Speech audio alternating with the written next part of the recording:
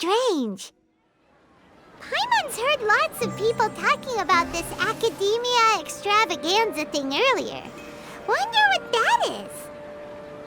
Maybe there'll be fun things to do there. Let's go to the Akademiya and have a look for ourselves. A moment, if you would.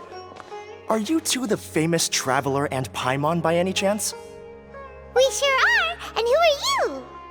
My name is Wikas, a member of the Akademiya Extravaganza Planning Committee. Have you two heard of this festival? Yep, and that's exactly why we're here. Is that so? Looks like our advertising is working. Since you're both interested, would you mind if I gave you a brief explanation of the event?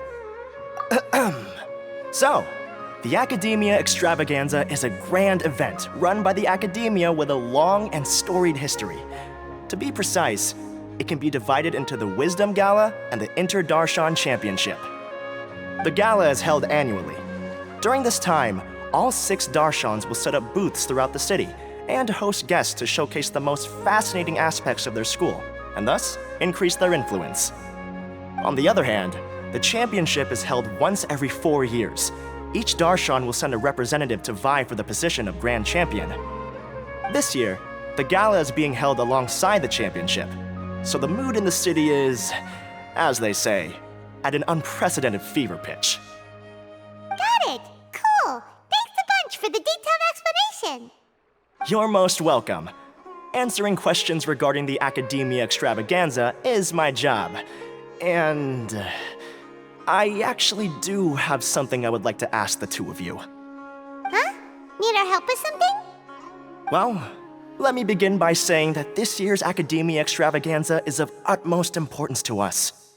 Lesser Lord Kusanali and the sages came up with a plan for the Akademiya to recruit talented people from the desert starting next year.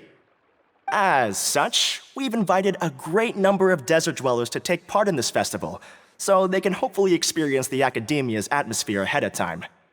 I've heard that the two of you are famous across both the rainforest and desert.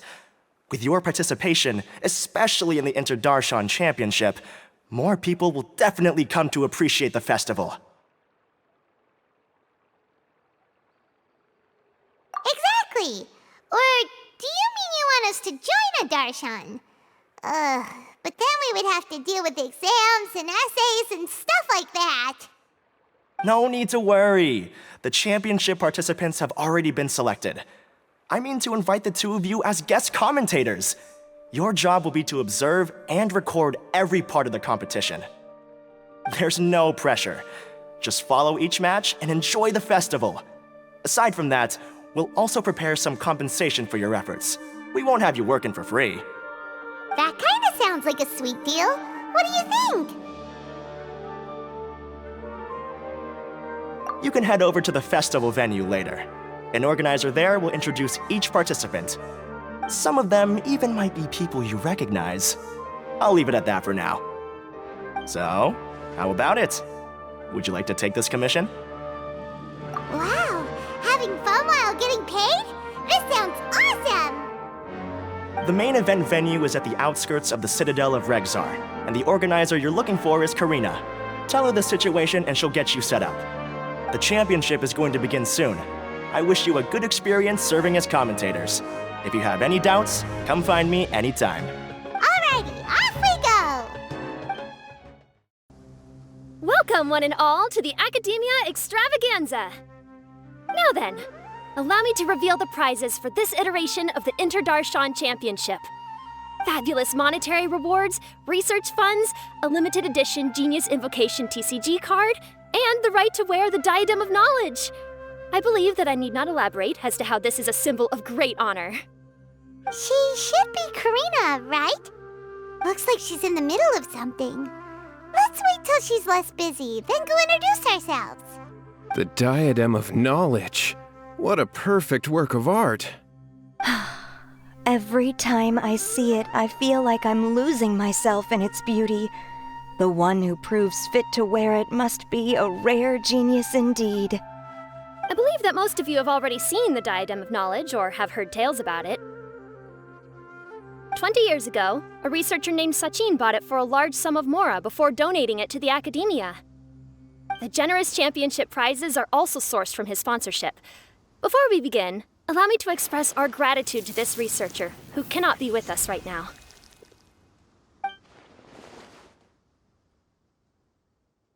Things can only get worse. Things can only go from bad to worse.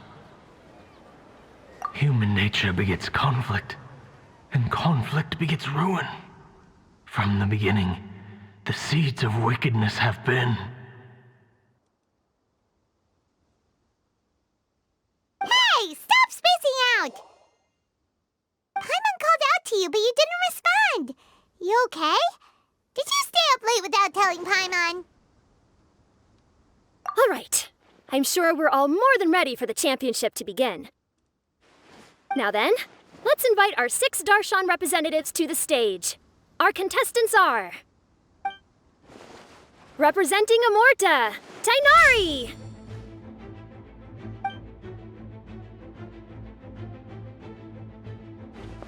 Representing Spontamod, Sino!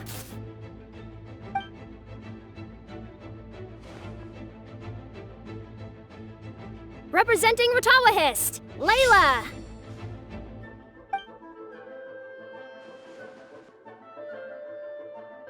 Representing Haravatat, Farzan!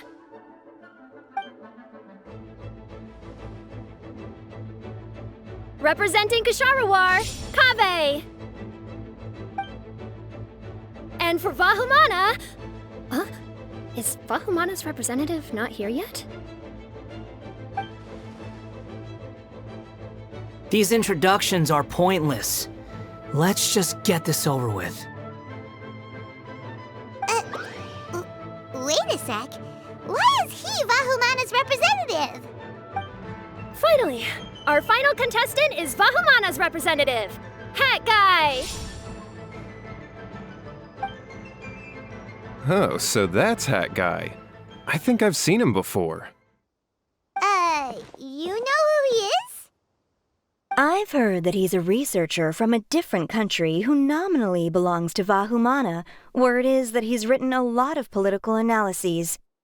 His manner of speech hasn't made him popular amongst most other Vahumana researchers, but his comings and goings are quite irregular, so he doesn't interact with others much. Aside from his more controversial aspects, his perspectives are considered quite incisive.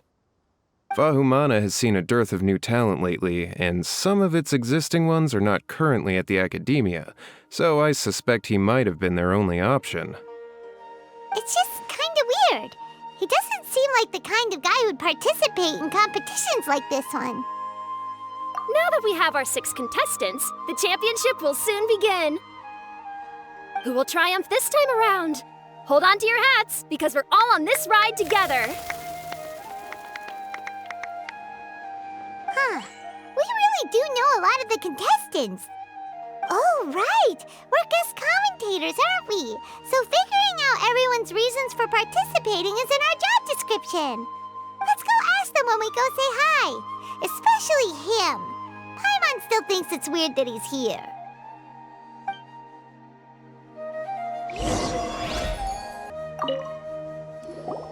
Kaveh! Farzan! Layla! Huh? Oh, it's you. Why are you here? We're here as specially invited guest commentators. Our job is to record what happens during the competition. Is that so? In that case, I'll have to trouble you to catch the moment of my triumph on camera. Remember to shoot from behind at a lower angle. You know, to capture a seniors class.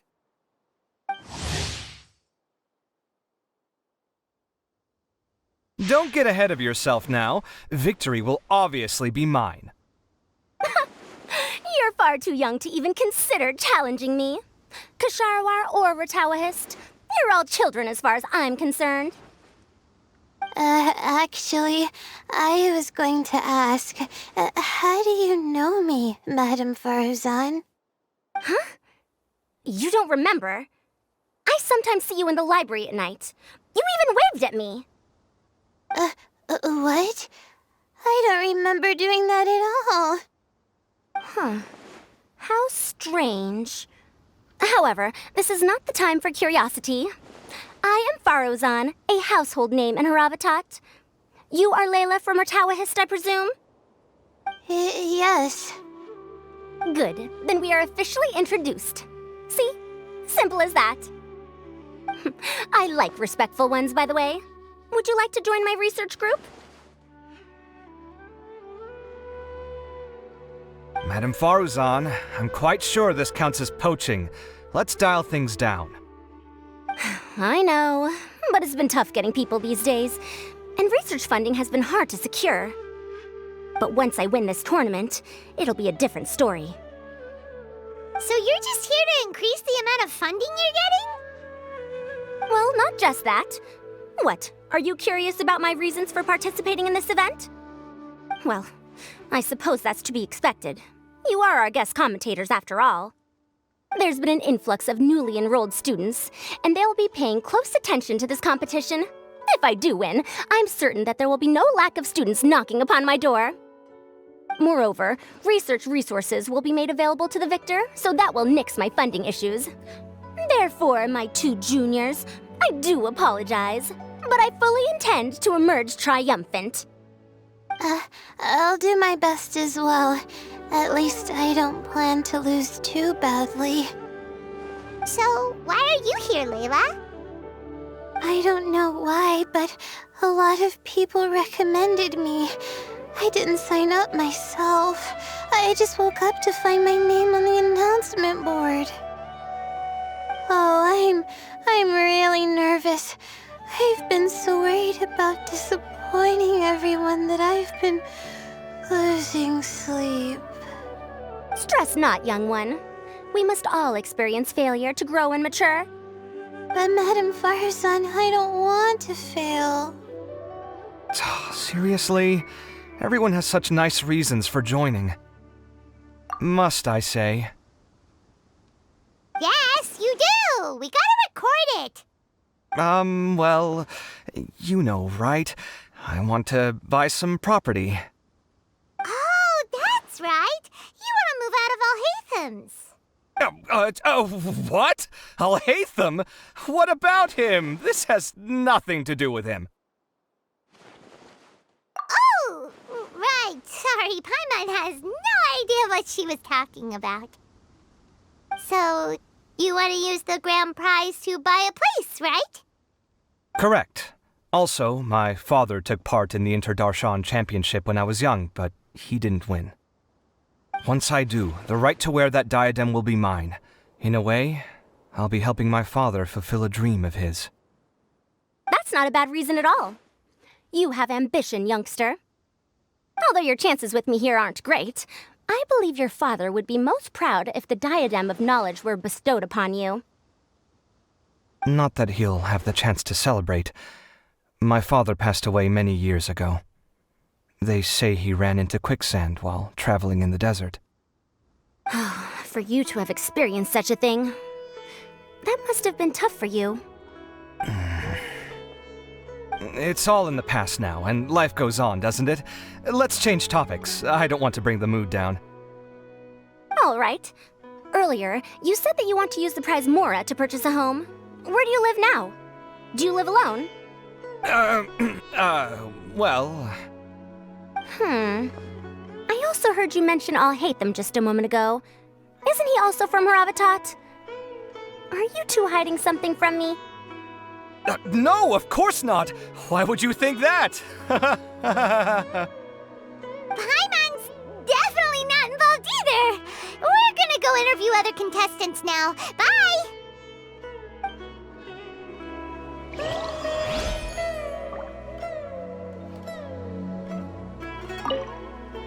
You know, I was just thinking, how did the two of you meet? I was wrestling with a particularly tricky problem, and she happened to pass by while I was puzzling over it at the House of Dana. She then proceeded to provide some comments. Provide some comments? I was bestowing instruction. In truth, I have no intention of solving Kasharwar's problems for them. But I decided that this youngster seemed to have a decent attitude, and so we had a good chat. But ultimately, I am a Haravatat scholar, so please come to me with questions about linguistics next time.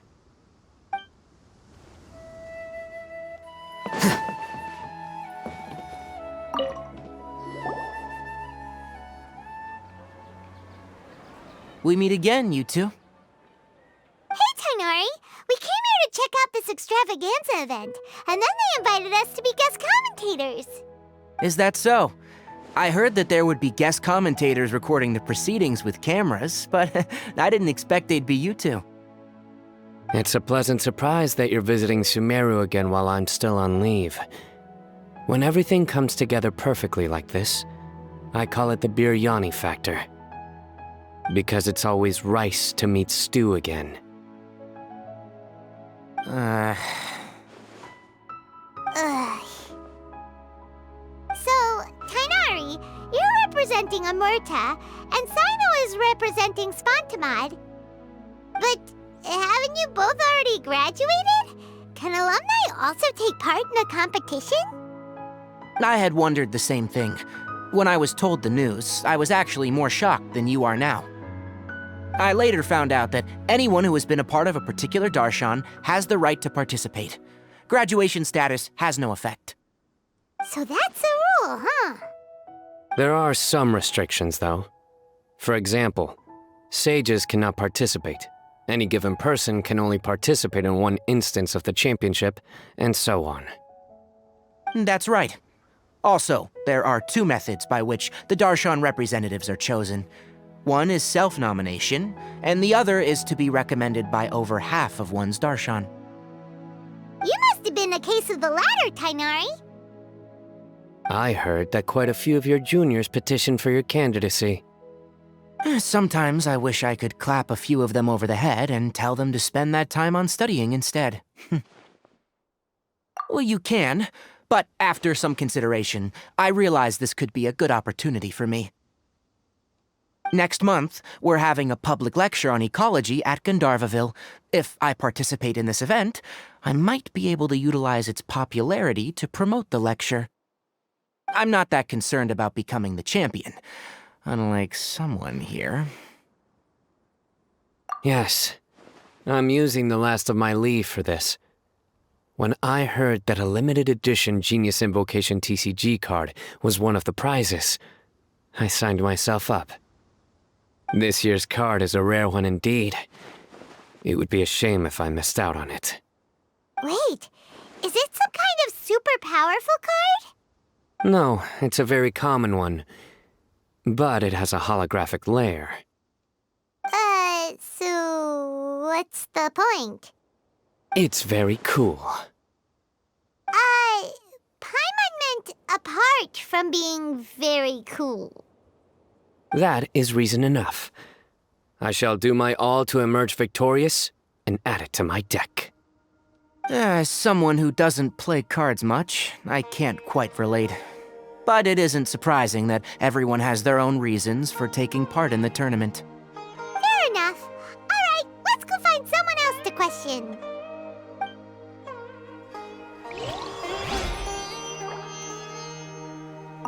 I'm surprised you were willing to come to Sumeru City at all.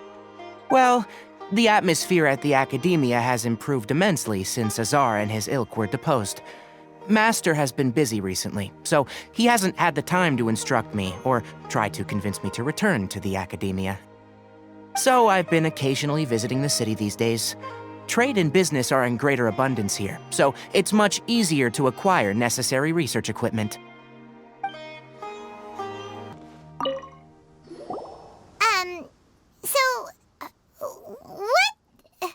What are you... Just call me Hat Guy. That's the name I use in Vahumana. That sounds like a nickname, not a real name. So I can't go by a simple, ordinary name? Fine, suit yourself. Alright then, Hat Guy, why are you taking part in the Interdarshan Championship? We're specially invited guest commentators, so play nice and answer our questions. You could be Matra for all I care.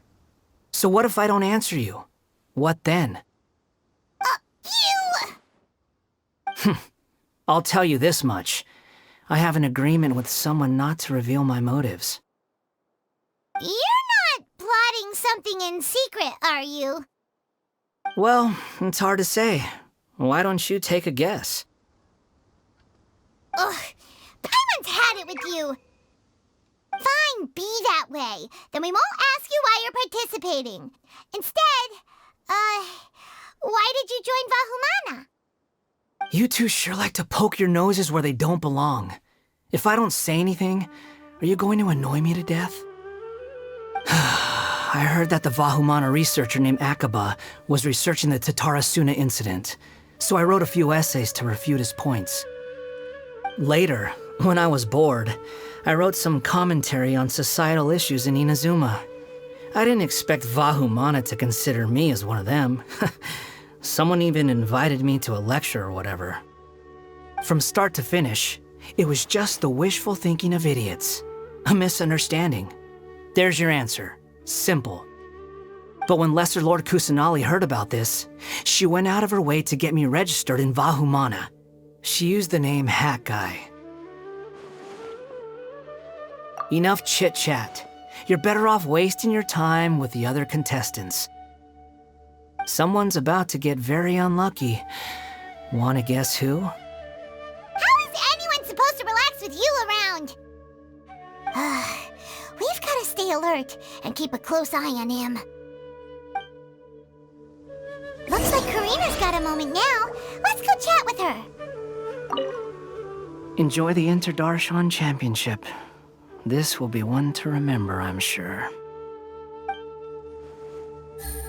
Ah, you must be the guest commentators Vikas invited. I've heard about you. I saw you two having quite the lively conversation, so I thought it would be best to wait. Are you two free right now? We were actually looking for you, too. Excellent. Then please allow me to explain your job responsibilities in detail.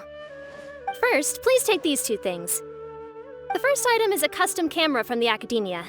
Please use it to record the competition as it unfolds. The second is an event-specific locator that will flag all participants' locations. It will also sound when one of them completes an objective. Wow! What a convenient little thing! Aside from you two, there are two other commentators. However, they will remain by the commentators area and will not be following the contestants in real time. Speaking of which, you probably know them. Alhaitham and Nilu. Oh, it's them! We have to go over and say hi later.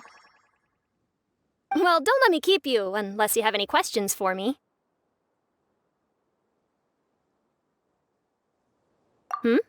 Why do you ask? Really? I didn't see any such person. Could I ask when you saw him? Strange. I was on stage the entire time, and I didn't see anyone come up. Paimon didn't see anyone either. Perhaps you're mistaken. However, if you have any leads on that matter, you can talk to me at any time. Hey, Traveler. Paimon. Long time no see. Candace! You two are here as well! Ah, so they're two friends of yours. In that case, I'll take my leave. May you all have a wonderful time during the extravaganza. The Akademiya sent us both invitations, so Dia suggested that we come together. The villagers were also encouraging me to travel outside the village. I couldn't find it in myself to turn them down. We're here now, so no point dwelling on that. Even though this extravaganza isn't a holiday or anything, it's still a big deal here in Sumeru. Merchants from all over will set up shop. There'll be tons of stuff to eat, use, and wear, more than you can count. I'm already set on helping you buy 2 new outfits. I mean, who wears the same thing at work and home anyway? I'm looking forward to it. Just being able to relax and wander the streets freely has already made my day. So, Traveler, Paimon, you two want to come with? We'd love to, but we've got work to do right now. Aw, that's a shame. Let's hang out together when you're free then. Sure! In that case, Candace and I'll head out first. Good clothing and fabrics are very much in demand. If you snooze, you lose. Oh, right. We should also get some accessories. No need to rush. I think we'll have a better time if we take things slow. See you two later. Feel free to come find us whenever you have the time. Paimon didn't think that Candace and Dia would come. Hanging out with them sounds like a great time. Still, looks like the competition's starting soon. Let's go over to where Alhaitham is and see what's going on.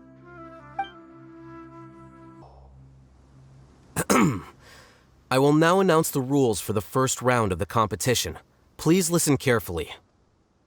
During the opening ceremony, Akademiya staff released several cages of butterflies, and many of them are now fluttering within Sumeru City. Amongst these butterflies, 3 of them will be special swift flies.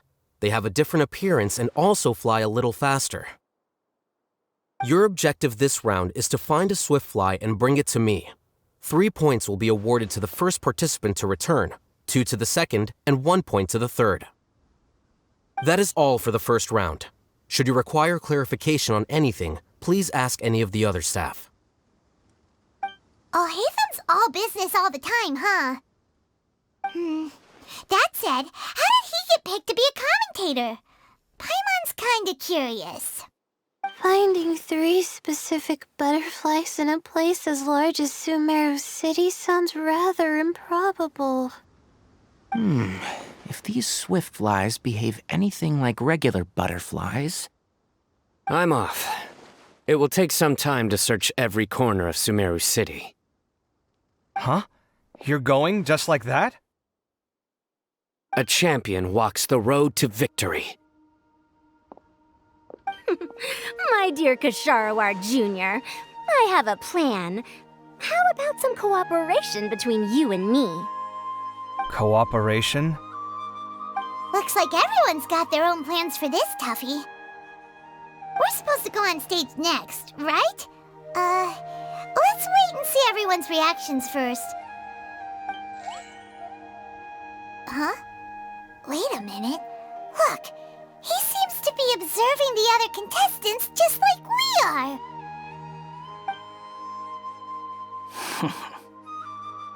We were right not to let our guard down.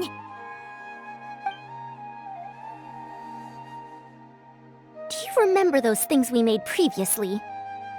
Huh? You mean... It's time for them to shine. It looks like Faruzan and Kaveh have some secret plan. Oh, hello there. Madame Faruzan and I are discussing how... Shh! Hush now! The walls have ears around here. We should keep it a secret for now, but you'll find out what we have in store soon enough. Come now, let's go. Before the others act.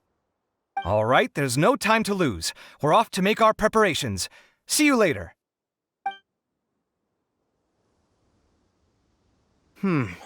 This is basically what I'll need. Do you think you'll have any difficulties? I have most of the reagents with me, and I can buy the rest. Kale, you're here too! Kainari, you have a master plan ready? My hypothesis is that the swift fly's morphological variations won't significantly affect their fundamental nature. So I'm planning on using this to lure them out. Of course, I could be wrong. Every mutation opens the door to new possibilities, especially when they are artificially introduced. Details will have to wait until after the post-experimental analysis. For now, Kale and I are going to buy some reagents for our experiment. All right, well, see you later. Okay, see ya!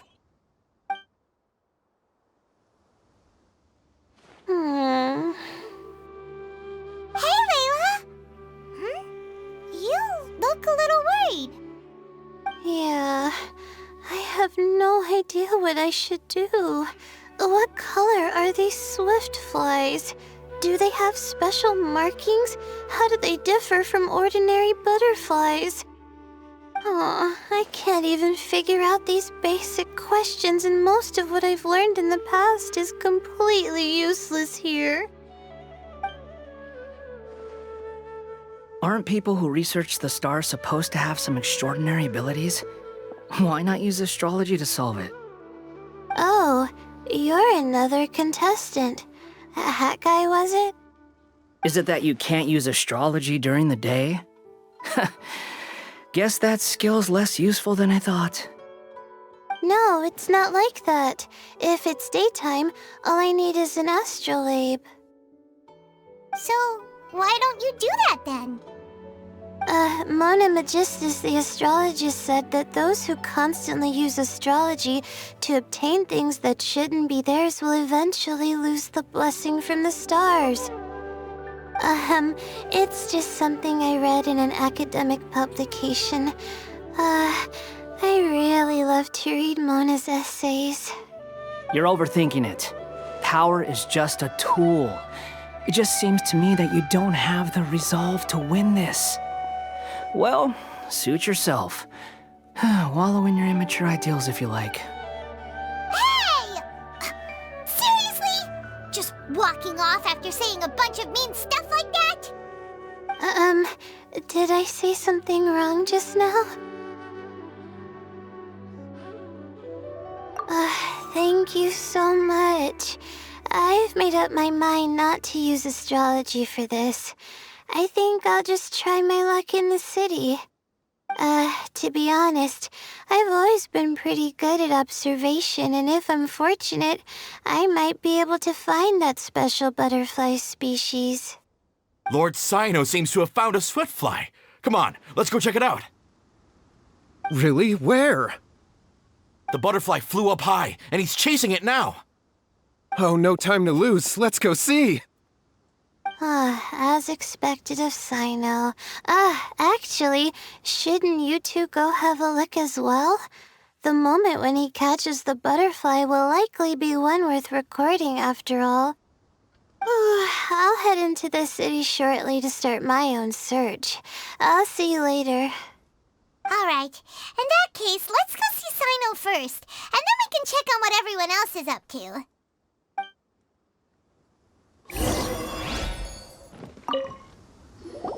I didn't expect that you would be invited as well.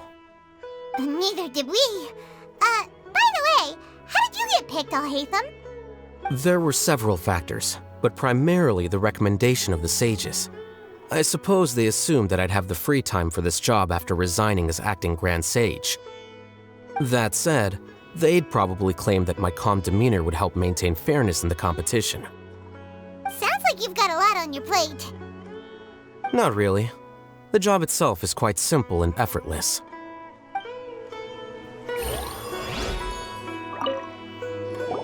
This is my first time commentating for such a competition. I'm feeling kinda nervous. Nilu, how did you get picked to be a guest commentator? The staff said that spectators would be less inclined to come if the contestants and commentators were all from the Akademiya. I don't quite understand it, but I'm happy that we're able to all meet again. We found you, Cyno! Oh, wait, is that a swiftfly? Stay put! Don't move! He caught it! Huh? Cyno, what's wrong? This isn't what I'm looking for. It's a... Finally, I made it. I heard that you caught a swiftfly, Cyno. Mind letting me see what it looks like?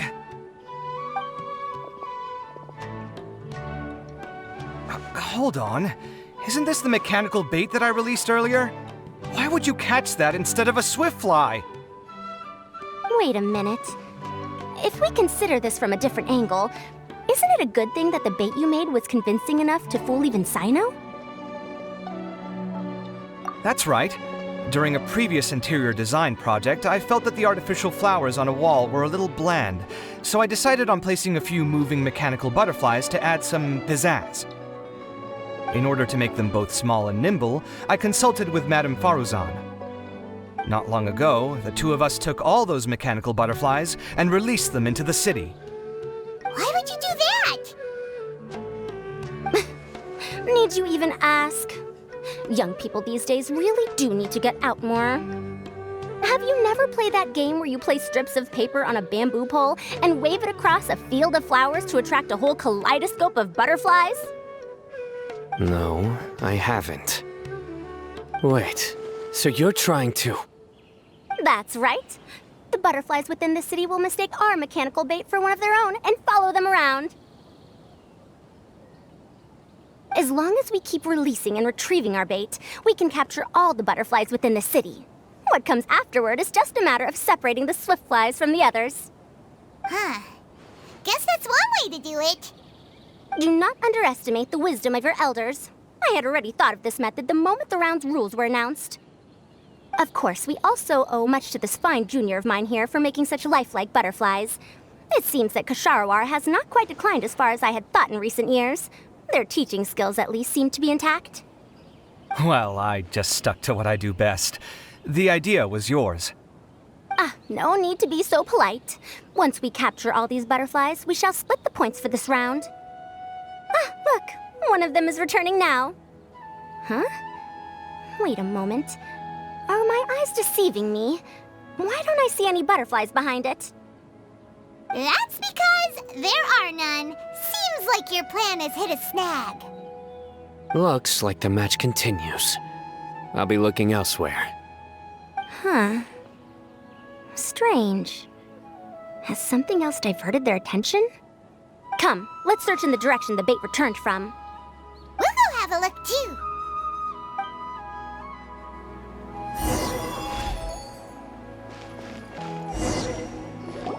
Huh? Fauzan? Kaveh? Why did you two stop? So it was the Morta boy. Tainari! Fascinating, isn't it? The butterflies have all congregated here due to a special incense that I used. I infused it with 3 different types of honey, and the butterflies, following the fragrance, have gathered around me. Butterflies must have really sharp noses then. Wait, do they even have noses? I've never seen one. They do not, in fact, and their vision isn't stellar either. However, they can use their antennae to distinguish between scents, and their olfactory senses are generally quite advanced, allowing them to detect floral fragrances from great distances. Oh, so that's how it is. I had a pet butterfly once. I picked wildflowers and placed them in its box, but it wouldn't eat any. That's normal. Raising butterflies isn't difficult, but there are many things you should take note of. Appropriate temperature, sufficient air, and a spacious environment are examples of such considerations. You must also ensure that the food you've chosen suits their palate. Most importantly, you must curb your curiosity and avoid disturbing them while they rest. Otherwise, they may become stressed. Sorry. I liked to poke at its wings at the time. Humans tend to rear many creatures due to their aesthetic value, but not all are suited to such a process. Caring for living beings is hard work. Impulse alone is insufficient. Some prerequisite knowledge is always required. You sure do know a lot. I have a question too. I bought a scarab not long ago and it hasn't seemed very active. Can you help me figure out why? I'd like to keep a dustbird as a pet. What are some key points I should consider? Is it possible to keep a Rishbalin tiger as a pet? All right, it seems like you all have a great deal of questions. But I am in the middle of the Interdarshan Championship at the moment, so I'm afraid I can't answer them all now. Let me propose an alternative. Next month, there will be a biology lecture at Gandharvaville, and I will be sharing some interesting insights on living organisms there. If you're interested, you can attend that lecture, and if you should have any questions, just prepare them ahead of time. I'll answer questions after I've finished speaking. All right, I'll be there. Of course, please try to ask more rational questions. For example, whether you can raise a Rishbalin tiger as a pet or not is mainly dependent on whether you can overcome one in a fight. Looks like Tainari's science lecture will draw quite a crowd. Huh? Oh. Was I listening in for that long? Seems Kaveh's master does live up to his title as a teacher. Madam Farouzan, I've had a look around. Nearly all the butterflies in this area have been attracted by the incense. However, we can cast our bait further away to avoid this area. All right, then let's get moving. We shan't let all the butterflies get away from us if we can help it. Seems like the competition's really heating up. Let's go see how the other contestants are doing.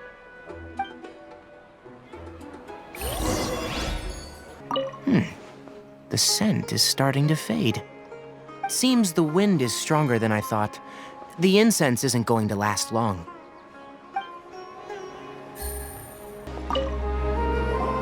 Layla, how are things going on your end? I've been searching for quite a while now, but I haven't seen any sign of the swiftflies yet. Instead, I ended up catching a few mechanical devices that looked very similar to butterflies. I wonder where they came from. Looks like Baruzan and Kaveh's devices are everywhere now. I'll keep up the search. That said, I've noticed that a number of butterflies in the city has already decreased a lot compared to when the event started. Probably because the other contestants are coming up with their own ways to catch butterflies. Alright, I'll do my best too. Huh? What's this? Oh, what a coincidence. I guess I just need to catch it now, right? Oh, please wait. There it goes. It's so fast! Paimon thought all Hatham said they were only a little faster. No, come back. Come on, Traveler, let's go too. The locator's going off. Looks like someone's already caught themselves a swiftfly. Oh, it just occurred to me that we should also get you a makeup box. No, it's fine. I don't think I'll end up using it. Maybe you won't, but it doesn't hurt to have one, right? Come on, just trust me on this one. Huh? Who are you, and what do you want? Please, don't move. Don't move? Who sent you? Dia. Don't worry, I can handle this. Now, tell me, what do you want?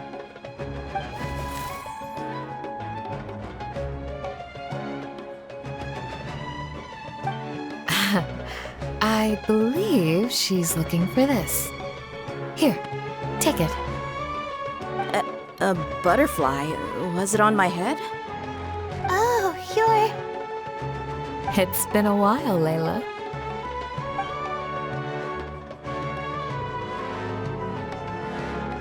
A friend of yours? Oh, so she must be the one you were telling me about. Huh? You two know each other? Oh yeah, it has been some time. The first time I ever woke up after sleepwalking, I somehow found myself in Aru village. Candace was the one who took care of me then. That's right. She didn't look well, so I gave her something to eat. She said a lot of complicated things about astrology, the night sky, the stars. Not sure I understood it all, but it sounded pretty enchanting. Right. Do you still want this butterfly? It seems like you were chasing it all the way here. It's of little use to me, but if you don't want it, I can release it. Just let her have it. It's no big deal. The swiftfly was flying so fast, but you were able to catch it like it was nothing, Candace. Oh, it didn't seem that quick, really. I was actually worried that I would injure it, but I'm glad that didn't happen. Anyway, sorry about the butterfly thing. With the way you suddenly came running over like that, I thought you were hired to take us out or something. Huh. On second thought, I guess I've never seen an assassin that looks tired with dark bags around their eyes. Oh, you must be taking part in the championship. Take it from me. Don't let it stop you from getting some rest. I'll do what I can. Thank you. We'll be on our way then. See you later. Alrighty, let's bring the swiftfly back together with Layla. It seems we have a third contestant who has returned with a swiftfly. With that, The first round has come to an end. I anticipate that all of you will keep up the effort for the second round. Dismissed. Your closing statement sounded so... how do I put it? Decisive? Well, you could certainly stand to try being more decisive, Nilu. It would help you live more freely. Hang on a second. Who were the first two contestants with swift flies? Tighnari was first, and as for the second, it's being discussed right now. Hey, Alhaitham, I think I've come up with a good idea. Second place gets 2 points, right? Can't Madame Faruzan and I split the points between us? Quite the imagination you have there. I've read the championship handbook from cover to cover, and I never saw any rule which permits that. Then we can just add a rule. Do you really think I'd do that? Oh, come on, you're not going to stand in the way of my victory, are you? Well, you're free to send the organizing committee an application outlining your naive proposal. They'll get back to you within 3 working days. 3 working days? It'll be too late by then.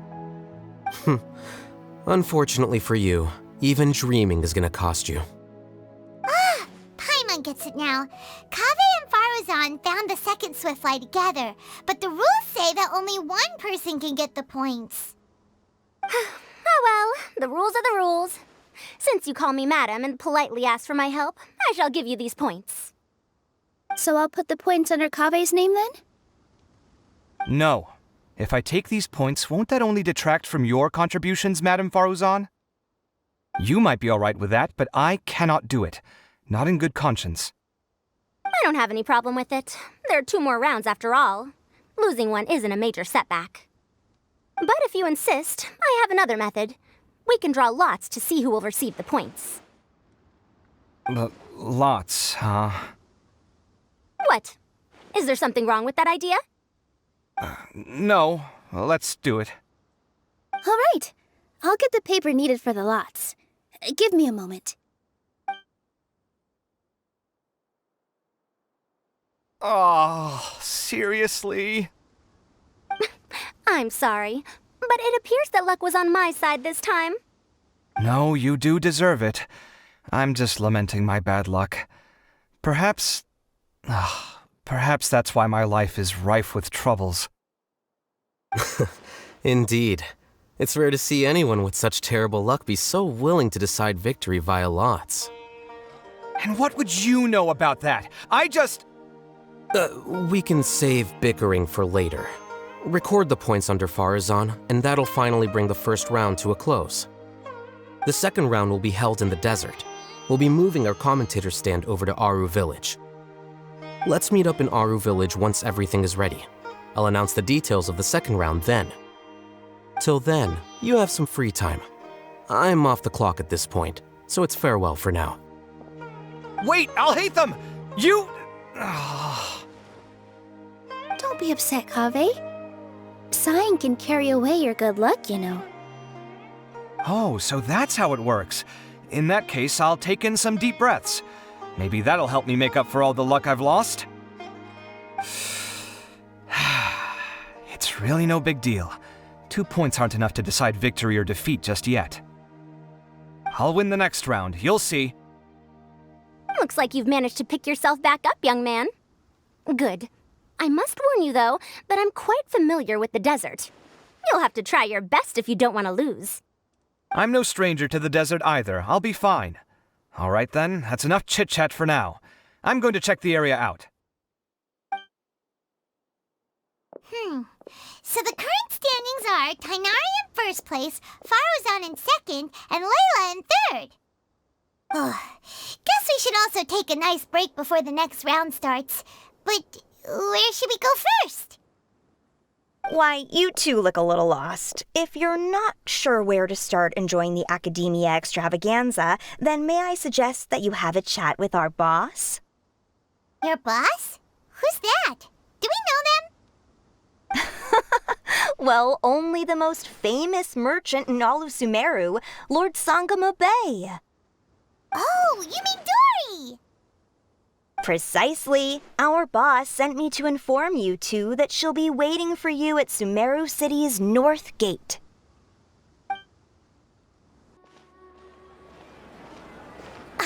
Oh, well, if it isn't the Traveler in Paimon. Hey, Dory! Are you here to attend the Akademiya Extravaganza too? Of course! People are practically flocking to Sumeru City. You couldn't ask for a better opportunity to do business. This is one of the entrances into the city, and it's very close to the Wisdom Gala booths. There'll be an endless stream of customers. I can already hear the Mora going clink, clink, clink as they fill my coin pouch. Well, is there anything you'd like to purchase? We've got everything you need and deals that can't be beat. Well, do you have anything to eat? Oh, wait, we're celebrating the extravaganza and you're only thinking of eating... I mean, of course, we've got lots of things to eat. That said, I recommend that you also consider some of the great bargains we have going on. The Wisdom Gala is about to begin, and once it starts, each of the Darshans will prepare a small challenge for everyone. And just between us, I have some super booster supplements for sale.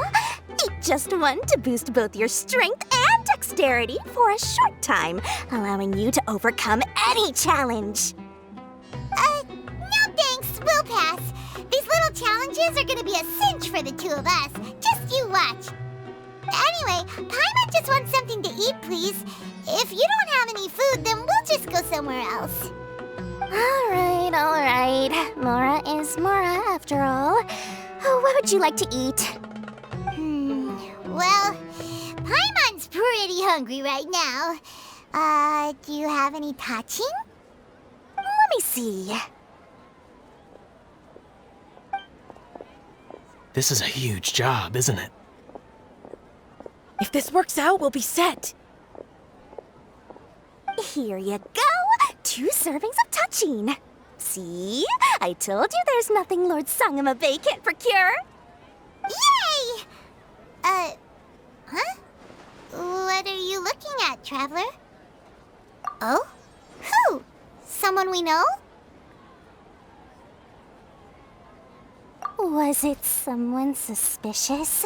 Have we attracted some unwanted attention? Huh? What's happening, Dory? Is there something else going on? I don't know who you saw just now, but I do have some hard-to-come-by information about the extravaganza. If you want to know more, we can talk business later.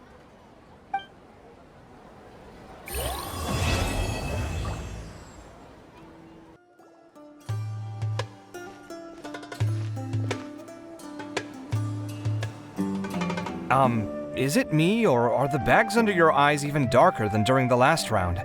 Are you alright? Thanks for the concern, Kaveh. I just haven't been sleeping well lately. Even though I try to fall asleep, I can't get the championship out of my head. And before I know it, it's morning again. I know the feeling. That happens to me too when I'm agonizing over my blueprints. Do you have any tips for dealing with that? To be honest with you, no. You could say there are many things that don't have a quick fix and can only be endured. I suppose you can think of it as something akin to an illness. Sometimes there's no effective cure, so you just have to let things run their course. I don't know what's stressing you out, but I can feel all the anxiety and pressure coming from you. The next round's about to start, so chin up and do your best. Oh, okay. You do your best too. Looks like everyone's here. I will now explain the second round to you all. There are 3 ley line disruptors buried in the area around Aru Village. These devices can imitate the effects of ley line disruption and will constantly interfere with the environment. Your goal is to shut them down. The first 3 who manage to finish this task will be awarded 4, 3, and 2 points accordingly. Note that each person may only bring a set amount of food and water with them, and that leaving the designated competition zone will result in disqualification. Well, What do you think? Want to team up again?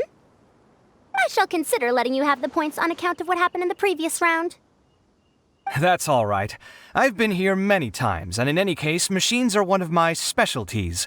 I doubt this will be particularly difficult. It's good to see such confidence in a youngster like yourself. I also happen to be well acquainted with this place. Let's see who will find these devices first. But aside from us, you should remember that there's a favorite for Champion.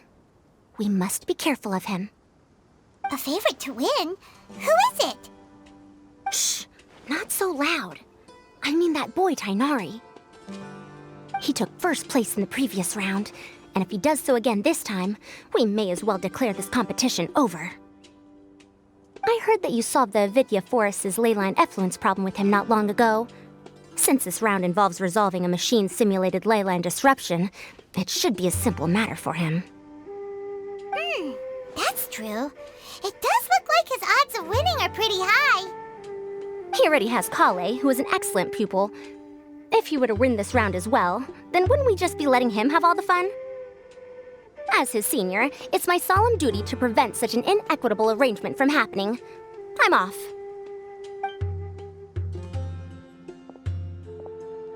I'll get going as well. See you later. How are you feeling? I think I'm okay, but I'll take things slowly for now.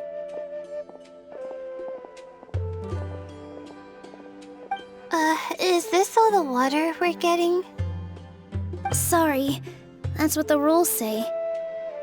While this round seems to be about how quickly you can shut down the devices, it's also testing your ability to survive in tough conditions. I knew it'd be harder than I had expected. So we'll either need to find the devices as quickly as possible, or we'll have to save our energy and wait for an opportunity. Okay, I'll head out shortly. Thanks a lot, Nilou. You're welcome. Please take care of yourself. Well, there goes everybody. So, who should we visit this time? Let Paimon think. Oh, right! Didn't Faruzan say that Tighnari's the favorite to win? Let's go look for him first.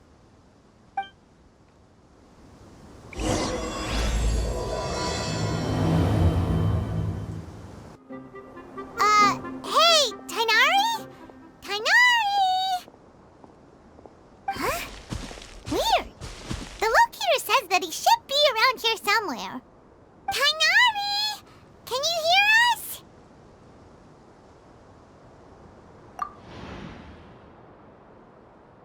You're right! Huh? Oh no, it looks like he's fainted! We have to help him! Tighnari, are you okay? It's so hot. Oh, so you passed out because of the heat? Are you not used to getting around in the desert? That's right. I usually bring lots of water when I go to the desert, precisely to avoid this situation. I went through all my water very quickly, and with the effects of the disturbed ley lines, I started feeling dizzy. My ancestors, the Veluka Shuna, were originally from the desert. But I guess this is what happens when a species migrates. They become intolerant of their original environment. This isn't the time for a history lesson. Let's get you some water. Humans. Such fragile beings. Your bodies can't even survive extreme changes in the environment.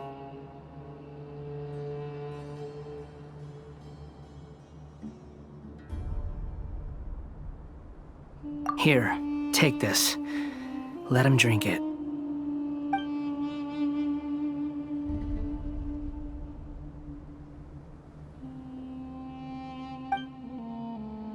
Are you serious?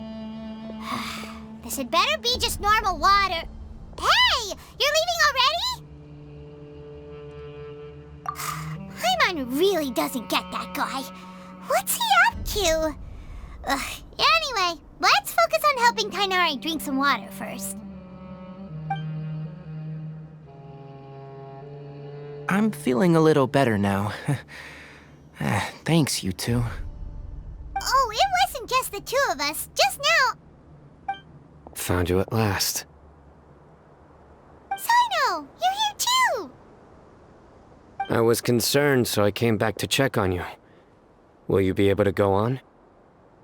The fur on my tail is so dry, it's practically been singed right off. I don't see any purpose in pushing myself beyond what is reasonable. It appears I'm not suited to this particular round. I should probably just return to Aru village and rest. Really? So you're backing out? Yes. I do have my results in the first round to serve as a buffer, so even if I forfeit this round, I still have a chance to turn things around later. Withdrawing now will allow me to conserve my energy. Continuing to push onward would be counterproductive. A wise decision. Let's get you back to Aru village. It's fine. I can make it back on my own. Oh, stop trying to be so polite. Come on, we'll help you back to Aru village.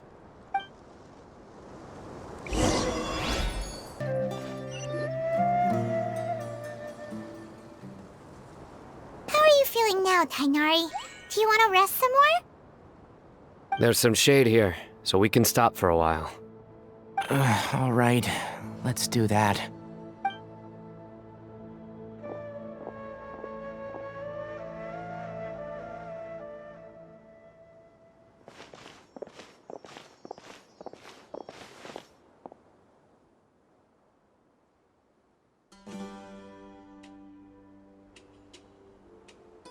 Oh, Sino and Tainari. And you've got the Traveler and Paimon with you. Oh, hey, Layla! Yeah, the sun was too strong, so I decided to take cover here for a while. What about you? Are you all done already? Unfortunately not. I'm not quite as capable as I thought. I intend to withdraw from this round. Sino and the Traveler are escorting me back to Aru village. Withdraw? Can you even do that? I believe the rules do provide for such a situation. Alhaitham did say that the act of leaving the competition grounds would result in disqualification from the round. Didn't I ask you if you were alright before this? If you had just decided to withdraw then, you wouldn't have had to suffer. Well, I had to try, didn't I? So I tried, and it didn't work out, and now I'm backing out while I can. When I get back, I'm definitely going to make a batch of sun-resistant oil. Next time I venture into the desert, I'll be prepared. By the way, you're Layla, aren't you? You don't look very well yourself. Will you be alright? I did feel a little faint when I first entered the desert, but I feel a lot better after resting here for a while. Be careful not to push yourself too hard. Don't worry. I'm just... Feeling the pressure? You can tell? Your expression is similar to the ones I see on criminals' faces when I interrogate them. To tell you the truth, I'm still not sure whether I have what it takes to represent the Ratawahis Darshan in the championship. Most people voted for me because of all the rumors surrounding me, and to be honest, those rumors don't really mean anything. Now I don't know how to deal with all the expectations they've put on me. Even the people who usually criticize me voted for me this time. So I feel like I have to live up to their expectations somehow. So their expectations are putting pressure on you. Yes. Actually, I heard that you were voted in as well, Tainari. How do you deal with it? To be completely honest, I don't really feel any pressure. Firstly, those who expect things from you do not necessarily do so for benign reasons. On the other hand, those who do consider your feelings certainly wouldn't want you to push yourself. Next, we are researchers. Our primary duty is to interact with knowledge, not to meet others' expectations. As for me, I took part in this competition to advertise for an academic lecture at Gandharvaville next month. I'll obviously try my best during the competition, but I won't let any additional pressure get to me. I think you can also try to find a clearly defined goal. That may help you. Huh. I understand. Thanks for your advice. I'm absolutely parched after talking so much. I've still got some water with me. No, I'll be all right. We aren't far from Aru village, so I can go the rest of the way myself. You should get back to the competition. Don't you want to win that limited edition card? Yes. All right then. Your spirit will live on through me. Hey, don't talk like that. I'm not dead, Sino. Everyone, I'll be heading back now. See you after the round ends. I'll continue searching for the ley line disruptors.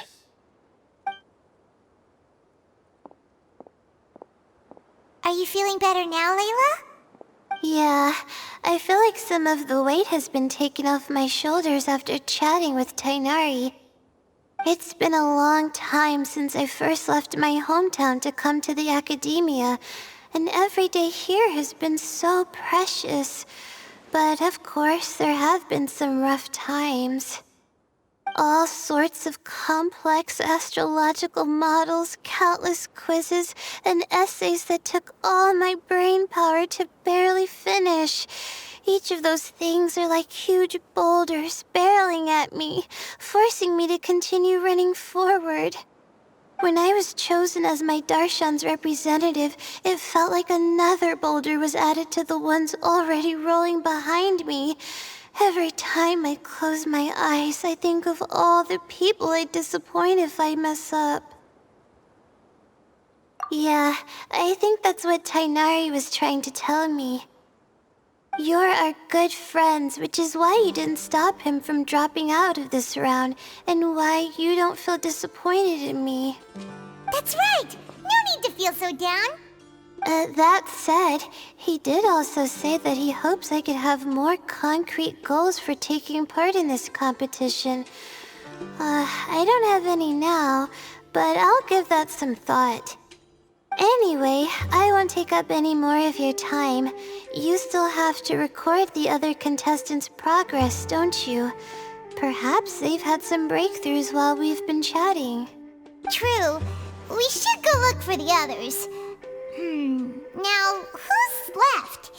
Tighnari's dropped out for the round, and we just saw Sino. You could go see how Madame Farozan's doing. I've heard that she's quite knowledgeable about the desert, so she's probably made some progress by now. Okay, let's go look for Farozan!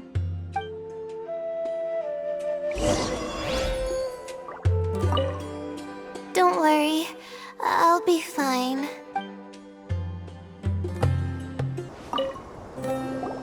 Hey there, Farozan! Have you made any progress? You're just in time. I'm about to start digging right here. Oh, you found the ley line disruptor already? Such a simple problem could never confound me. Not long after entering the desert, I discovered a primal construct that was acting abnormally, so I followed it all the way here. Once I got near here, it suddenly disappeared. Something unusual must be happening around this area. You're a true expert, Madame Farozan. You knew what to do right away. Well, I do happen to have more experience than most. But that aside, has anyone completed this challenge yet? Nope, not yet. Well then, I suppose I'll be the first. What about that boy Tighnari? Oh? And why's that? He's not used to being out and about in the desert. Huh. I didn't think he would have such a weakness. I suppose he could use a bit more training. What about the others? Is that Ratawahist girl still a bundle of nerves? Tighnari gave Layla some advice, and she seems to be doing a lot better now. Sino just started his search for the disruptors, and as for Hat Guy, well, who knows what he's thinking. And And what about Kaveh? Has he found a ley line disruptor yet? Paimon doesn't think so, or our locators would have already let us know. Strange. What's he lollygagging for? With his skills, you should have heard something from him by now. Well, I'm afraid the most thrilling moments are already done here. You should probably go find Kaveh and see how he's faring now.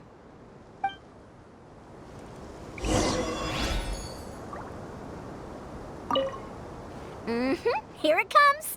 I think I'm about to strike gold.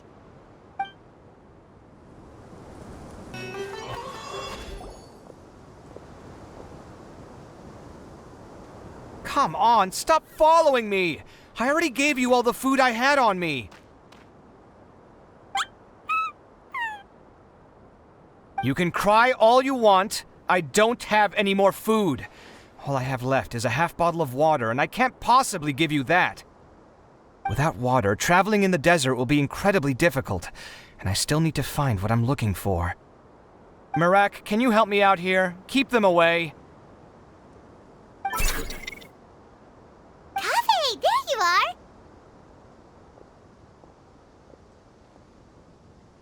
Faruzan told us to come see how you're doing. What are you up to? Just thinking about it makes me upset. Not long after I entered the desert, I was accosted by these fellows. I don't know why, but they didn't leave the competition grounds, and now the ley line disruptions have left them confused and circling around the area. The moment they saw me, they wouldn't leave me alone. They even cheated me out of my limited food supply.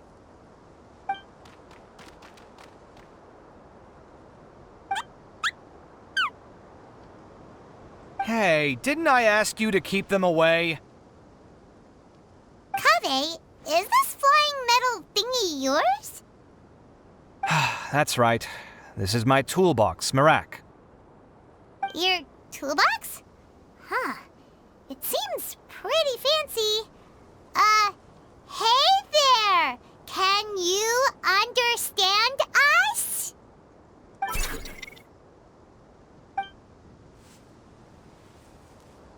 Sometimes I need to carry things when I go out, so it's handy to have a portable toolbox. Well, this definitely doesn't look like an ordinary toolbox, that's for sure. It's a long story.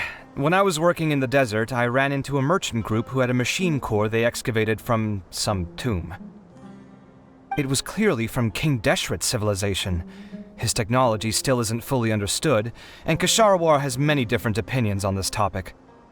Our current theories cannot explain such mysteries. Upon seeing such a rare, complete specimen before me, I forked over all the mora on my person to purchase it. Some time back, I wanted to make an automated case that could store my offloaded items. With that core, I created Merak. It can't understand commands that are too complex, but it can serve as my assistant and help me with things like mapping and surveying. Most importantly, it can't talk, so it can't give me any attitude. Oh, yes. Thanks for helping hide the fact that I live at Alhatham's place earlier. Sorry. I hope this season of my life ends soon, so I can get things back on track. Things just started going downhill at some point. Maybe it all started when my mom remarried and left for Fontaine. Or maybe it all started when I spoke to Alhatham in the library. Or maybe it's because constructing the Palace of Alcazar's burned through my funds. I'm still paying off the debt from that one. Oh, when's this going to end? Now that I think about it, I guess we're all unlucky here. It's not like any of you asked to be trapped in a ley line disruption. Okay, let me get you all out. Kaveh, aren't you going to look for the ley line disruptors? Yes, but I can't just leave them here, can I? Oh, forget it. The more I think about this, the more I feel a headache coming on. I'll get back to searching once I get them out of here. Time's a-wasting. I'm off.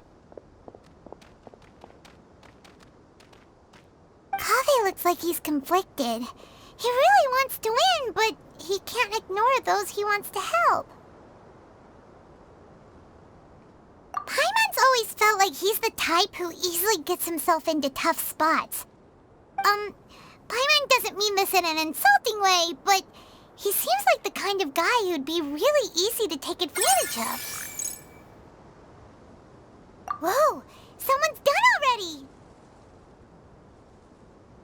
Right? Wonder who it is. Let's go back and ask Al-Haytham. Verification complete. Congratulations on being this round's first winner, Sino. Ooh, so Sino was the quickest. I am from Spontamod, after all. We know a lot about ley lines, so finding a disruptor was never going to be particularly difficult for me. Since the Traveler and Paimon also happen to be here, do you have anything you want to say? Anything I want to say? My friend couldn't continue on, so failure was never an option. The bonds of yesterday will forge the road to tomorrow. With the ties of friendship that bind us, I won't lose to anyone. That's a line from King of Invocations, one of my favorite works, and it sums up my thoughts right now. It might be a good thing that Tighnari isn't here, or else he'd give Sino a good smack right about now. Oh wow, it's already so late. Everyone's probably running low on food and water. It'll only get harder from here on out. Something similar happened in King of Invocations. What a classic. Any thoughts on that, Al-Haytham? I have no thoughts regarding King of Invocations. Milu obviously wasn't asking about that. Deserts are much more dangerous at night, so this competition should be nearing its end. At the moment, only Farazan, Layla, and Kaveh remain. I wonder who the next person to find a disruptor will be. Wait, only 3 people are left? Tighnari forfeited, and Sino's already done. What about Hat Guy? He also forfeited not long ago. Ugh, Paimon can't understand what he's thinking at all. But, like Al-Haytham said, this round's almost over. Let's go see what the other contestants are doing.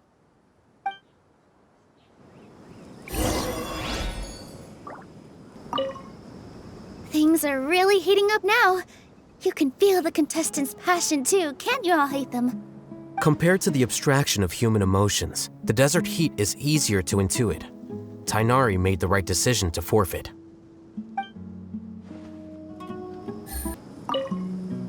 Are you all right? Much better. Aru Village's hospitality sure is something. 2 whole pitchers of water, to be precise. If your throat's too wet as a result, I can provide some dry humor. No, thanks. Much appreciated, though.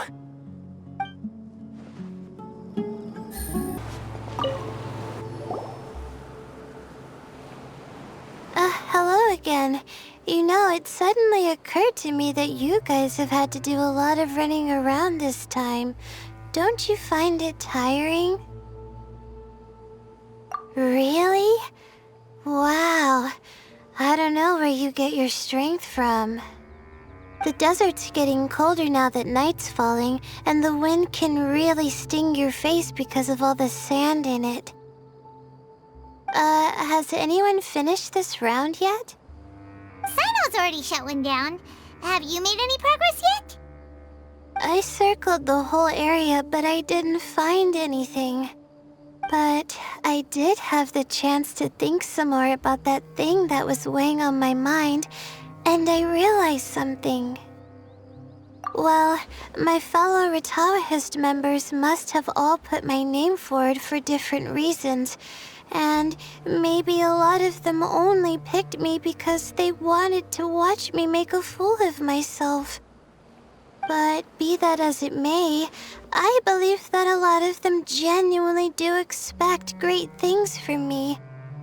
And I want to live up to their expectations. I don't want them to regret putting my name down. Huh? But doesn't thinking like that put a lot of pressure on you? Of course, that comes with some amount of pressure for sure. But now I've thought about it, I don't feel like this is something I have to do. Instead, it's something I want to do. That may not sound like a huge difference to you, but it's helped me relax a lot. So don't worry about me. Well, that's great! Also, now that I've relaxed, I'm suddenly really sleepy. I think I'll just take a quick nap. Just a quick one.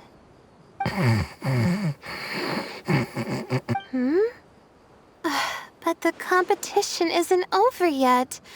Oh, Layla. She's really a bundle of nerves, isn't she? Wait, you're... Good to see you too. Ooh, it's nice to be out. Feels like I've been cooped up inside for quite a while.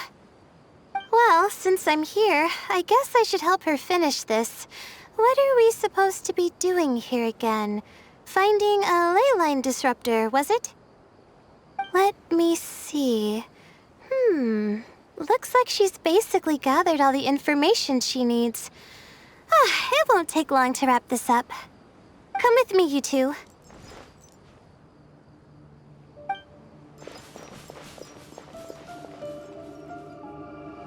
Do you ever get the feeling that the ley lines have a regular flow? Similar to the way that celestial bodies follow fixed orbits. If we were looking down from on high, I wonder whether we'd find that the ley lines are just the reflections of the stars upon the Earth. Not all astrological phenomena can be directly observed. Some are deductions based on other details that we know. It's the same situation with the ley lines. The parts of them that are hidden underground can be identified via elemental energy, sound, and other phenomena. Plus, now that someone has shut one of the disruptors down, the contrast between before and after can provide me with further information still. Let me see. It should be here, I think.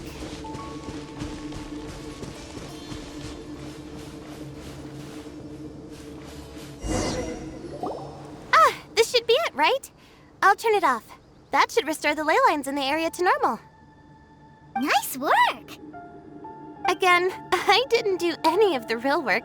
I'm just wrapping up. She'll probably wake up soon. No doubt she'll be a little disoriented at first, but once she's got her bearings, she'll go and report that she shut down this disruptor. Will you be staying here for a while? Or are you going to check on the other contestants? Oh, time to check our locator. Whoa, it looks like Kaveh and Farozan are headed towards the same place. Perhaps they're about to find the last disruptor. Also, speaking of Kaveh, he's an interesting one. Huh? Why do you say that? Before the second round, he had a chat with the other me. He said that worries can be like illnesses. They don't always have a magic cure. Sometimes you just have to endure them as best you can until they run their course. But the way I see it, his situation is much worse than my other self's. She just hadn't found what she wanted to do at the moment, which is why she felt lost. Kaveh, meanwhile, knows what he wants to do. He's convinced that he has to win, and yet he still seems conflicted. He doesn't have a second personality, but somehow he still seems that he's at odds with himself in some way. I don't know exactly how to describe it. It's like he's smiling on the outside, but there's no joy inside, only sorrow. Still, who knows? He must be more experienced than me. Maybe he's just better at dealing with it all than I am. But back to the topic of wrapping up. Shouldn't you be getting back to the action to record how everything plays out? The last one, then the round's over. Oh, true. Okay then, guess we'll be going now. We'll keep everything you said in mind. Kaveh and Farozan were super confident at the start, but it turns out they're the last ones to find a disruptor. But between the two of them, who's going to get there first? Let's head over quick. It should be around here. Finally found it. Kaveh? Are you? Oh, Madame Faruzan. And here I thought you would have finished this round by now. Faruzan! Kaveh! Oh, looks like Layla's already done. I didn't expect that you and I would find a disruptor at the same time. How are the other contestants doing? Tainari and Hakai forfeited, while Sino and Layla are already done. You two are the only ones left. Huh? That's weird. Didn't you start digging really early on? Yes, I kept digging, but instead of finding a disruptor, I found a ruin. I fell down pretty deep, and it was completely dark in there. It took me quite some time to unlock the various mechanisms and return to the surface. That's actually really impressive. Finishing a week's worth of trials in such a short time. Huh. That's pretty amazing, Madame Faruzan. What about you? Why are you so late? I encountered a lot of lost desert foxes along the way, and I brought them to the outskirts of the competition zone. When I came back, I was absolutely parched. And then I blacked out. Probably from the heat, you know? When I woke up, it was already night. I used the last of my strength to come here. A most curious reason indeed. But are you sure you're all right? It sounds like you were in an incredibly dangerous situation. You said you were familiar with the desert, but the way you handled problems... It does feel rather at odds with your title as a genius. It was problematic, but that had nothing to do with me being a genius. It was my decision. The way I did things wasn't optimal, but I wouldn't have been comfortable not doing it either. My conscience would have weighed on me. Youths these days, each stranger than the next. But back to the main issue at hand. Since we are both very certain that this is where the final leyline disruptor is, let's dig it up then.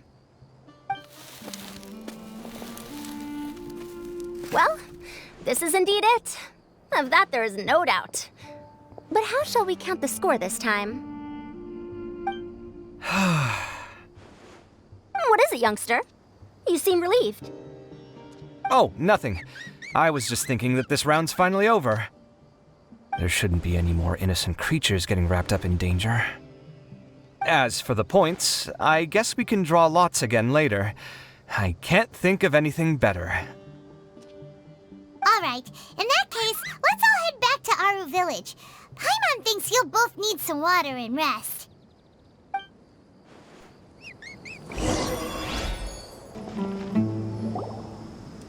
Looks like the second round is over. I wonder who is faster, Kaveh or Madame Faruzan? Huh? Where's Madame Faruzan? She went to get water. She'll be back shortly. We basically arrived at the same time, so we'd like to draw lots again. You get caught up in something so easily, like drawing lots. I'm not caught up in anything! Don't make it sound like I take pleasure in having bad luck! Really? Then should I say that you have a curious affinity for drawing lots? I'll go get the box and slips of paper for the lots. Please wait a moment. Oh, here we go again. Let's see how I fare. I got it! Did you see that? I won! Congratulations! Looks like Kaveh's luck's taking a turn for the better! Oh, finally! After all this time! It looks like you've been rewarded for your tribulations in the desert. This round's points are yours. And with that, our second round is done. Sino, Layla, and Kaveh are our victorious contestants. As for the current standings, let me see. Sino and Layla both have 4 points, putting them both in first place. The rest in descending order are Tainari, Faruzan, Kaveh, and Hakai. The next round will be the final one. Please rest up before then, everyone. I heard that some stalls at the Wisdom Gala are debuting new games, so feel free to drop by if you're interested. Otherwise, see you next round!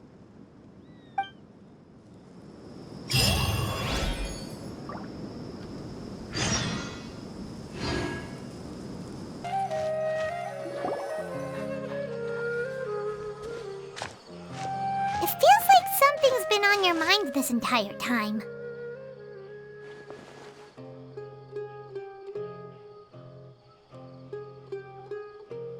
Traveler, Paimon. I finally found you. Finally? Did something happen? Don't you feel like there's something off about this year's Akademiya Extravaganza? When Candace and I were at the cafe earlier, we might have caught sight of some mercs on business. Thing is, they were disguised as tourists here to shop. But no disguise can mask the stench of blood. Just from their suspicious looks, I bet they do dirty work like kidnapping or assassinations. We eavesdropped on them for a while. Their target seems to be someone called Sachin. Sachin? Isn't that the person who Karina mentioned during the opening ceremony? He's apparently the sponsor behind the competition prizes and the Daidem of Knowledge, but he hasn't shown himself at all. Sounds like a rich person, all right. It makes sense now. The Eremites have been struggling to make ends meet recently, so a lot of groups have been doing private work that involves the rich. In their words, one gig sets you up for half a year. Just one job like this nets them enough mora to take it easy for a while. The extravaganza has brought many tourists to Sumeru City all at once, so it's likely that they took advantage of the bustle to sneak in. Dia and I wanted to directly capture them, but they were on guard and made some excuse to slip away. I would have tied him up if it wouldn't have caused a scene. Who's legally supposed to take care of this kind of thing? The Matra or the Core of 30?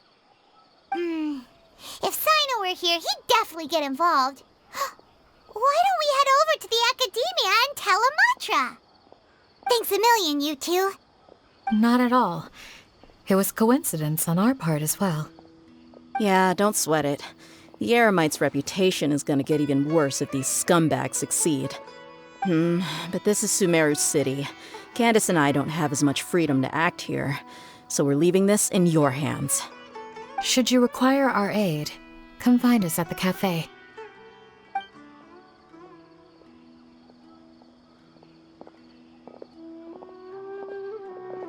Paimon's noticed that something's bugging you. Is it the extravaganza? 'Cause Paimon's starting to think that there's more than meets the eye here, too. But thinking like this isn't doing anything. Let's just go find a Matra.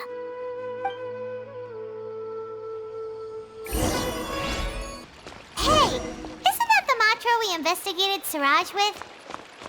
Arav, wasn't it? Let's go talk to him. Hello, both. It's been a while. Do you have any issues to report?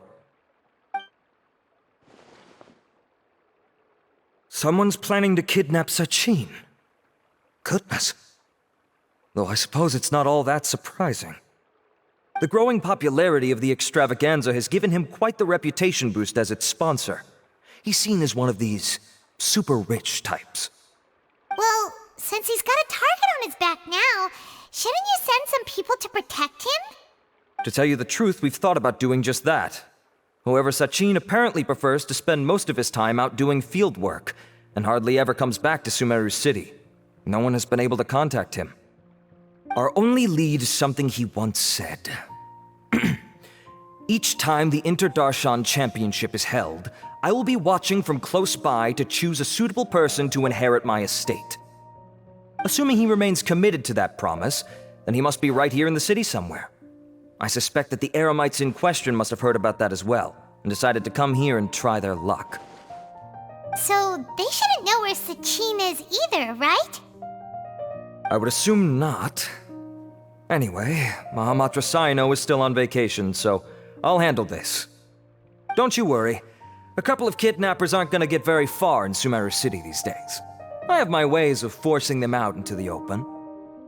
All of that said, if you're interested in Sachin's story, why don't you try tracking him down as well? The sooner we ascertain his whereabouts, the quicker we can act to ensure his safety. I mean, you could task all the Matra and the whole Core of 30 with someone's protection, but if the client doesn't show themselves, there's nothing we can do to help them. Fair point. Guess we should start searching for him too, but where should we start? None, I'm afraid. He's never committed any crimes or broken academic protocol, so we don't have a very detailed file on him. I've heard that Alhaitham has now stepped down from his post as acting Grand Sage and is back to being the scribe again. Maybe it's worth checking to see if he knows anything. Good idea! Okay, we'll head back to the Extravaganza venue and see if we can find him.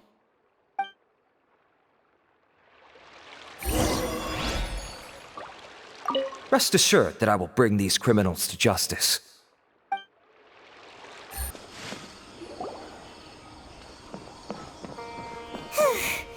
Hey, Nilu, have you seen Alhaitham anywhere? Alhaitham? Why, what is it? We're trying to track down someone and we need him to pull up some records for us. Oh, I see. Sorry, I don't know where he went. He's always the first to leave after the competition ends, and he never tells anyone where he'll be going. Huh.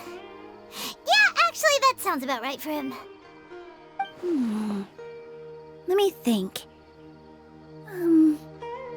To be honest, he doesn't seem very interested in the extravaganza, so he probably doesn't stick around longer than he has to. To him, being a commentator is just extra work he was roped into. Do you guys know of any places he'd go after work? Ooh, maybe. Paimon remembers that his house isn't that far from here, so we might as well check it out.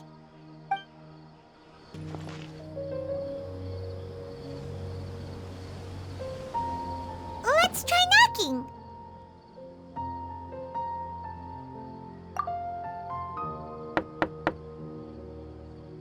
No answer? Maybe no one's home. Hello? Alhaitham? Are you in? We need your help with something. Oh, it's you two? Oh, Kaveh, you're home! Come on in, I'll get the door for you.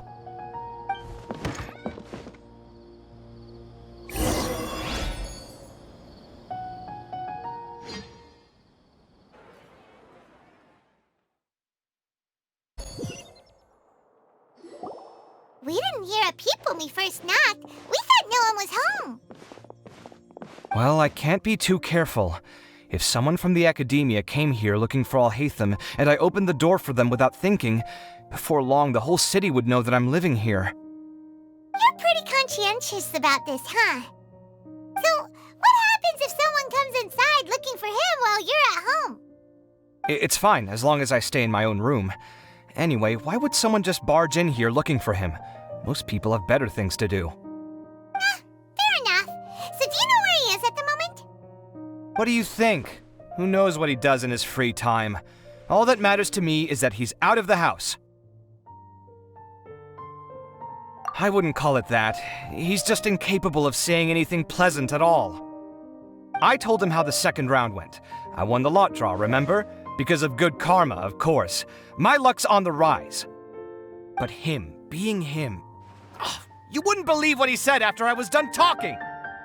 You're always quick to remind me that you're my upperclassman, and yet you do not problem solve in the manner becoming of an upperclassman. This begs the question of why we attach prestige to seniority at all. What does he mean, manner becoming of an upperclassman? What, am I supposed to earn the title of upperclassman now? And he didn't stop there. He said, I'd encourage you to reflect on why you've ended up having to rely on luck every round. Frankly, it's incomprehensible to me how you've managed to make it to this age without acknowledging the proverbial elephant in the room of your life. Yeah, that does sound like something Alhaitham would say. I've had it with him. Every time I talk to him, it's the same way. He finds a way to infuriate me every single time. Anyway, the disdain is very much mutual between us, so I'll be moving out as soon as possible. I'm actually packing my things right now. He'll have to get used to doing his own cleaning and tidying from now on. See those perfectly hung paintings on the walls? They're coming with me too.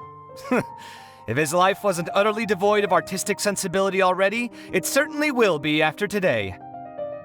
Wait, you're moving out already? But the competition isn't even over yet. How can you afford it? Well, obviously I can't just yet. I'm just packing early to get ahead of the game. I've got my new place picked out already. The moment I have my hands on the prize money, I'm going to buy it and move my things right in. It'll take me 3 days tops to move out of here for good. I now know what I have to do to achieve this goal. No matter what happens in the third round, I will win. I will emerge triumphant. You'll see. Well, we'll be rooting for you. But are you sure you'll be all right? In what way? Layla said that she thinks you'll get caught up in internal conflict. Meaning what exactly? Oh, don't tell me you think I have serious personality flaws too. Oh, we didn't say that. But think about it. You say you want to win, but you also turned Faruzan down when she offered to give you her points. Plus, you took it upon yourself to help those desert foxes. Wait, what's so unusual about all that? I gave you my reasons. I would have felt guilty otherwise. Where's the conflict in that?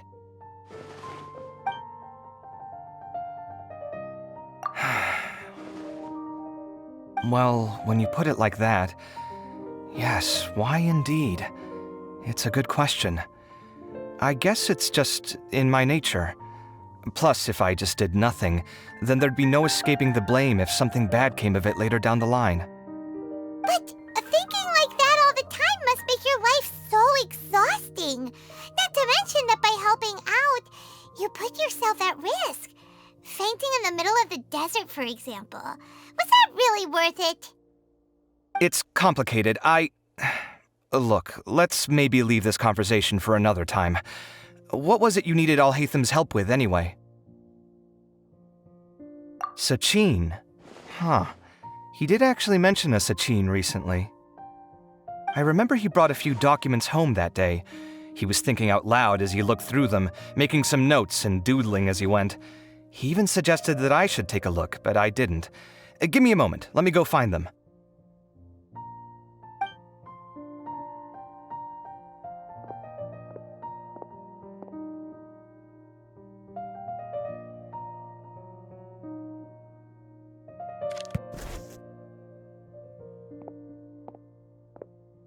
Ah, this is the one.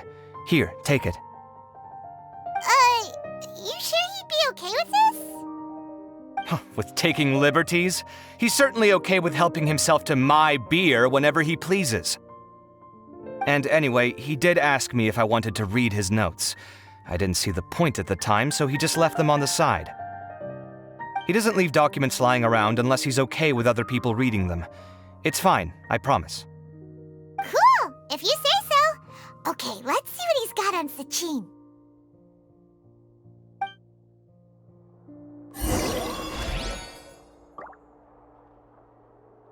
I fetched the documents for you. Feel free to look through them at your leisure.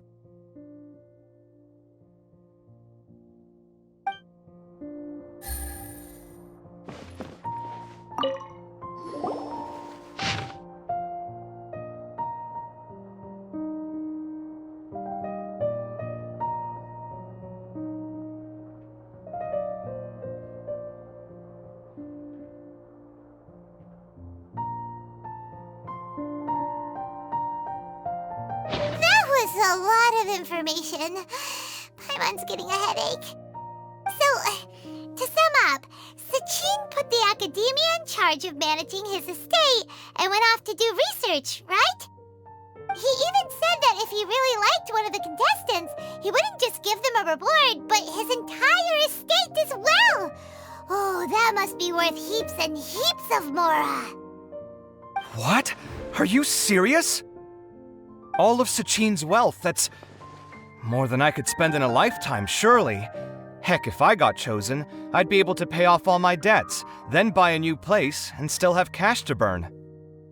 I could build another Palace of Alcazar's Array, except this time, I'd make it 10 times bigger. Oh, then there's that new project in Port Ormos, of course. The bridge renovation. To do it properly would take upwards of... Hey, snap out of it! You're getting way ahead of yourself there, mister! You're right. First I need to focus on winning and moving out of this place. Huh? Wait a moment. There's a loose slip of paper tucked in between these pages. Did Alhaitham write this? It looks like he was jotting ideas down as he was thinking things over. Let's see. 2 phrases have been circled. Sachin, dead or alive, unknown. And Daidem of Knowledge. Some of this stuff is just plain incomprehensible. Is this written in some other language? Let me see. Huh. I recognize this script. Give me a second. Lofty ideals may provide no defense at all against nihilism, but perhaps little decisions can. That's a rough translation anyway. I can't guarantee it's 100% accurate. There's another smaller line of text underneath. Why would he bring that up? Wow, it's so cool that you can actually read this script! We worked together on a project once when we were students. The title was Decoding the Runes and Architectural Philosophy of the Ruins of King Deshret's Civilization. I had to familiarize myself a little with this script at the time. Oh, interesting. So, any idea what Alhaitham meant by all this? Who knows? The way his mind works is one of the great mysteries of the world. Fair enough. Well, guess we've learned all we can here. Yeah, he better catch those crooks. But until then, let's just head out for a stroll.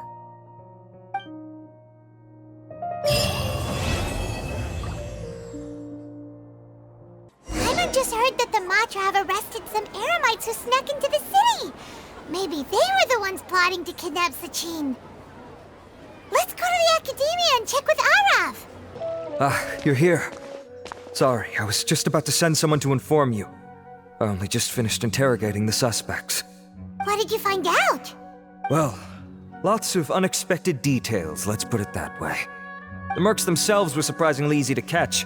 We just had someone dress up as Sachin and they took the bait. But then it starts to get messy. During the interrogation, we learned that they were hired by Sachin's own child. What?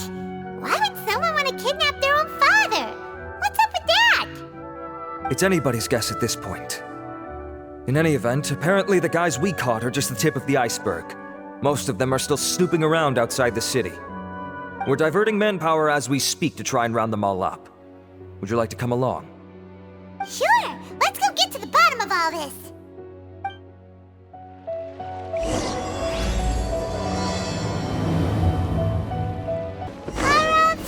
Are you sure this is the right place? Something feels off. I'm positive. But I don't understand why they're all unconscious on the ground.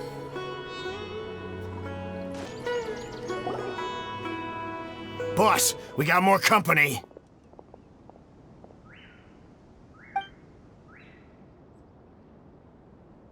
Look, we were just doing what we were paid to do. You're punishing the wrong people here. You want the real culprit? It's this guy. He hired us to kidnap Sachin. What happened? Who beat you all up?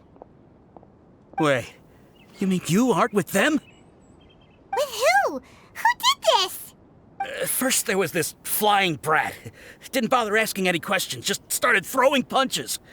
After that, some guy wearing green came along and interrogated us for a bit. I've got the confirmation I needed. This is the one who masterminded this whole plot. Jawani, Sachin's son. If you have any questions for him, now's your chance to ask them. When you're done, I'm arresting them all and taking them back to the Akademiya for further interrogation. So why did you hire people to kidnap Sachin? What do you think? 20 years ago, he upped and left to go and live a carefree life, not giving a second thought for my welfare. As if that's not bad enough already, he went and put his entire fortune in the care of the Akademiya, along with a contract saying that one day he'd pass it all on to a genius he admired. That's my inheritance. By rights. You expect me to sit back and watch it go to someone else? If he won't give me what's mine, I'll just have to take it from him. Of course! Didn't he say he would be here somewhere, watching the championship from the shadows? So, I figured I'd get some people to nab him. Then I make him change the contract. And if the Akademiya doesn't agree to hand over the goods, I make him publicly announce that I'm his chosen genius. No, the old fart knows how to stay hidden. I'll give him that. He's probably cooped up somewhere watching all this go on and laughing to himself. I already thought he'd gone mad 20 years ago. And who knows what a madman's truly capable of. Daidem of Knowledge? You mean that thing he donated to the Akademiya? Well, I can tell you that it's very expensive. He sold a lot of assets to purchase it back in the day. Weird things started happening after he brought it home, too. For example, sometimes we'd hear a high-pitched voice coming from the storage room. Also, before donating it to the Akademiya, he once shut himself in that same storeroom and researched it non-stop for days. Something was already seriously wrong with him by that point. Nothing he did shocked me. What do you mean, something wrong with him? I only have a vague memory of it, since I was very young at the time.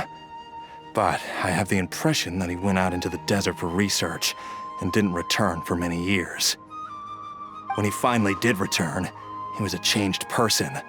He would mumble incomprehensibly and write essays day and night.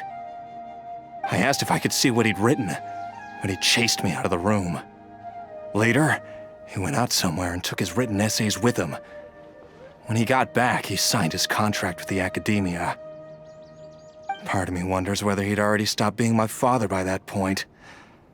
Perhaps the man we called Sachin was a demon from the desert who was wearing his skin. Okay, you can stop now. You're creeping Paimon out. You can believe me or not. Doesn't matter to me. I told you all I know. But if you do see Sachin, tell him this for me. Whatever it is that he's researching out there, he'll always be garbage in my eyes. You finished? In that case, come with us. Well, we finally caught the guy behind all this. Thanks for providing us with the critical information. Do you still have any lingering concerns? Yeah! Al-Haytham's notes do mention that item. Scribe Al-Haytham looked into this matter. Understood. Well, if you believe there to be an issue with the diadem, I'd suggest contacting the organizers and getting them to pause the competitions while we investigate. That makes sense. Okay then, let's get back to the venue. We need to tell Karina what's going on.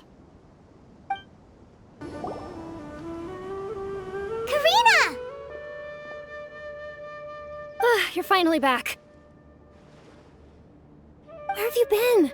I looked everywhere for you. The third round's already started. We were out capturing some bad guys who wanted to kidnap Sachin. But that's not important right now. We think there might be something wrong with the Daidem of Knowledge, and we'd like to investigate it. The diadem? That seems unlikely. The Daidem of Knowledge has been used in every extravaganza over the last 2 decades, always without incident. Why has this come up now? This is pretty serious.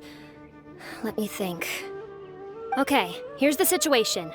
The diadem is currently in Mount Ima Forest. We moved it there before the third round began. In the third round, contestants have to go into Mount Ima Forest, find the diadem, bring it back, and place it on the stand. The first person to do this gets 4 points. Considering how close the scores are between our contestants, whoever wins this round is very likely to be the winner of the whole competition. As such, I suspect competition to be very fierce. You might not make it in time. I'll mark the diadem's location for you. Please head there immediately. Let's hope nothing happens. All right, let's go! That's weird. The locator stopped working. Is the forest interfering with it? Ugh. Let's just go grab the diadem. Uh-oh. This place looks empty. Did someone already take it? Well, we might as well head back and see if anyone's turned it in. Oh, looks like Layla has seized the diadem. But getting to the goal won't be easy.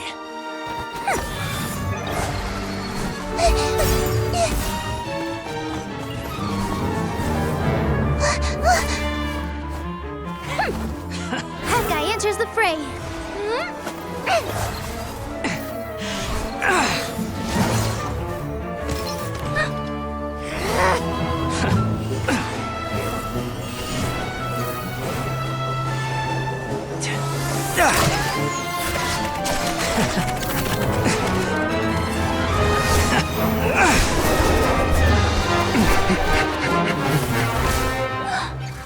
Arizon's device has gone haywire.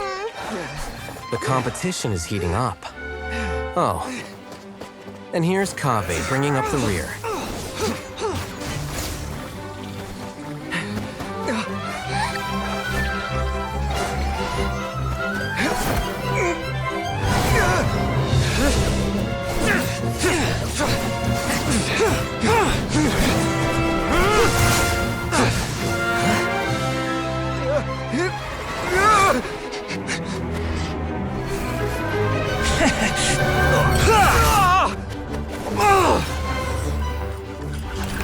It's Kaveh's toolbox!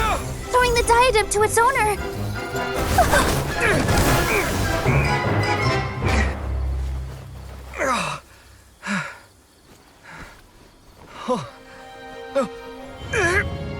Yes, that's right. Put the diadem in place, and you shall gain all you desire. Who are you? I need you to get out of my head! I am confident that you will not disappoint me. What just happened to me?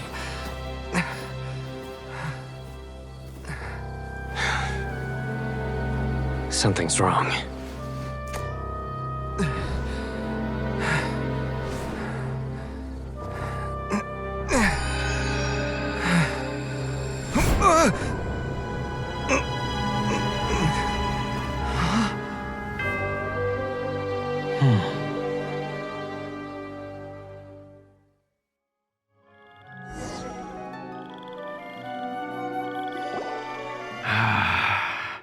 At long last, someone to inherit my estate, and with it, my research. Come, Kaveh. Come to me, my child. How do you know my name? Who are you? I am Sachin. Well, to be precise, I am but a fragment of Sachin's mind. Fate is a curious thing. Seeing you reminds me of another I once met. But you are made of sterner stuff than he, more cognizant of the trials and tribulations of this world. It is you who are worthy to inherit all that I once owned. We meet for the first time, children. But what I mean to say now is of utmost importance. So please, pay attention and bear witness. You have all performed outstandingly in this Interdarshan Championship. The Akademiya has many rare talents among its ranks, and you are the creme of the creme. But if I were to choose a successor, I would choose you, Kaveh. Not only because you were victorious, but also due to our similarities in character. Me? Similar to you? Why, yes. Both of us have the misfortune to be idealists, and that is the source of our misery. 28 years ago, I came to the desert and lived there for 8 full years. What do you think I saw there? Alas, endless strife and slaughter. Conflict over water sources. Robbing of merchant caravans. Exploitation of the people relentlessly, day after day. Beyond the wall of Samiel lay a completely different world from the one I knew. The things I witnessed there tormented me greatly. I wished desperately to find a way to save them. So, did you find a way? As a Vahumana scholar, I tried to use Vahumana knowledge to find the answer. I researched history and anthropology, performed countless experiments on human nature, and even sought out the scholars living deep in the desert who called themselves the Lost Darshan. But in the end, I found that the answer I sought simply did not exist. it was not possible to simply assign blame for these transgressions to any one party, for the sins are carved into humanity's very nature. Our nature begets conflict, and conflict begets destruction. This is the inexorable truth. The aim of my research was to draw lessons from history. But what I discovered was that history offers no such guidance. Things can only ever go from bad to worse.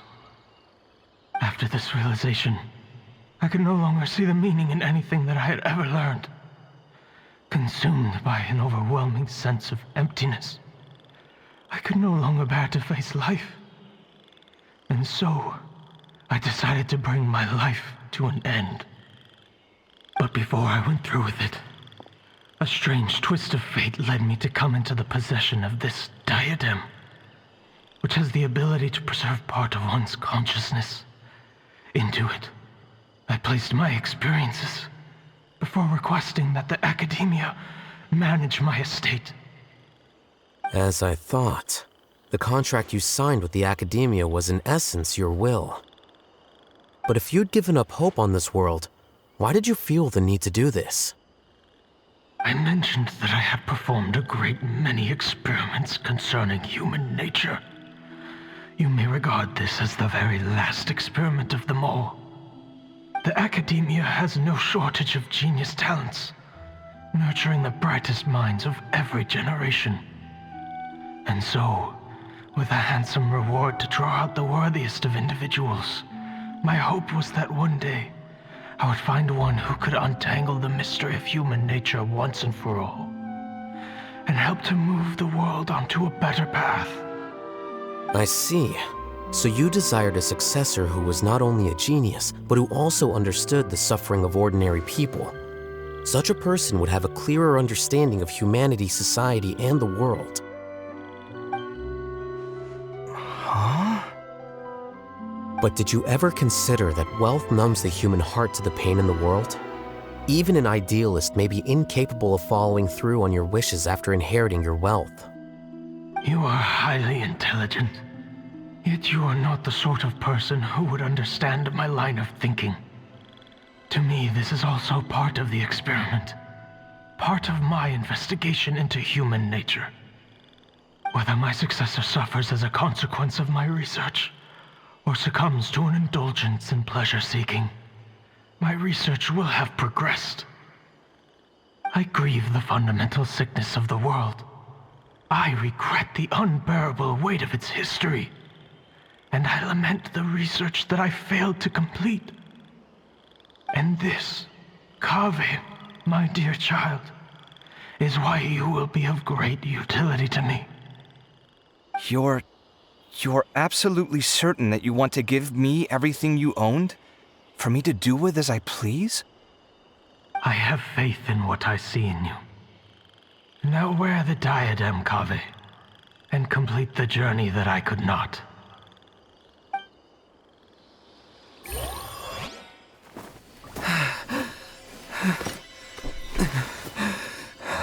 Will the verdict I reached cause you suffering? Or will this newfound wealth numb your heart? I look forward to your answer. All of my research materials are being stored at Arc. Huh? I've heard enough! My life's enough of a mess already. The last thing I need is more suffering. Keep your Mora. I don't need it. Didn't you say that you saw a lot of people in pain? Well, if that's the case, then your wealth can go to them.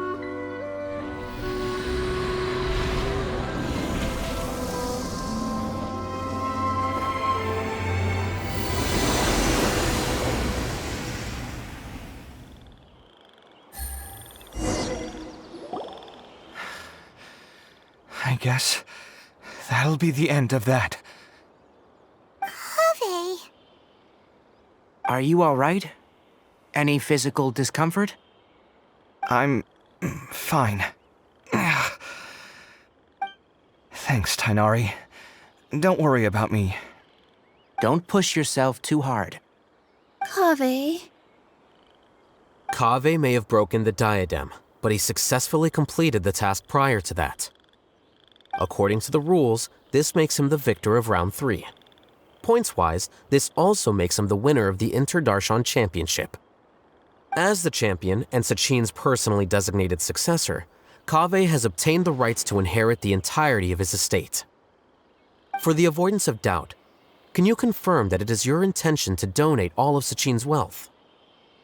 Like I said, he thought that the world is a bad place. Well then, let's use what he left behind to change it for the better. Rejecting the world will achieve nothing. He and I, we're not the same. All right.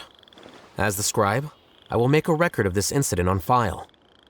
The sages will contact you in person for details on how exactly Sachin's estate is to be used. That sounds fine. I don't know if his research findings were right, nor would I know how to finish his research for him. But what I do know is that by ending this here, no contestants will have to suffer. We won't be the last. There will be more championships to come, and countless future scholars will follow in our footsteps. Sachin's words can only cause pain, but not anymore. No one else has to hear them now. We're all scholars here. I know full well that shutting down his views like this is autocratic and arrogant. Fine by me. I'll bear that responsibility. It's the least I can do, and, well, it's the only thing I can do. Well said. What you've expressed is a sense of justice and idealism that many aspire to, but few dare follow through with.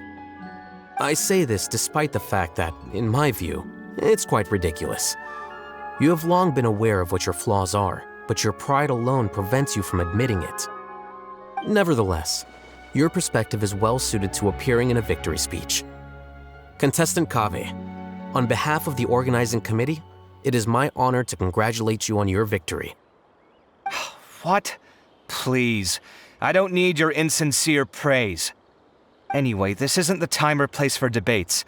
Keep your commentary focused on the competition, not my views. Congratulations, Kaveh. Also, you'll need to prepare for the award ceremony. Looks like the ceremony will be held at the main venue. Let's head over and check it out! Thank you all for your excellent performance. And that brings this year's Interdarshan Championship to a close.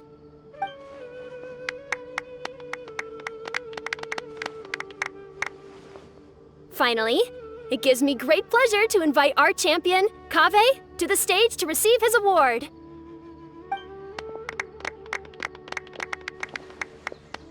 Typically at this point, we would crown our champion with the diadem as well as presenting them with their award. However, we have just received word that Kaveh has inherited Sachin's estate and made the decision to donate it all to charitable causes. Sachin's estate is getting donated? So much, Mora. And he gave it all up? Kaveh's generosity will give many struggling families the chance to change their lives for the better. Of course, without the diadem and prize money to present, this makes the award ceremony a little more concise than expected. Would you like to say a few words, Kaveh? I'm sure many of our audience, like myself, are curious to learn why you decided to give all this wealth away. I'm not entirely sure what I should say under these circumstances. I'm glad to have won, even though I'd say luck played a big part in that. As for why I want to give the Mora away, I don't support Sachin's views, and I don't want to take his Mora. With a lot of things in life, people need to experience them for themselves. It shouldn't be up to one person to make a judgment on. Not him, and not me either. Anyway, this isn't really the time and place for such weighty and complicated topics. So, I guess that's all. I'll leave it there. Thanks very much. Oh, Kaveh, just one moment. While this is a short and sweet award ceremony, we do still have a prize to present you with. Please take this limited edition Genius Invocation TCG card. Additionally, your champion status will be logged in your record. This means that the sages will give priority consideration to any future project proposals you submit. All right, I'll take the card. But as for project proposals, forget it. In that case, I declare the award ceremony over. Let's give our champion Kaveh one last big round of applause.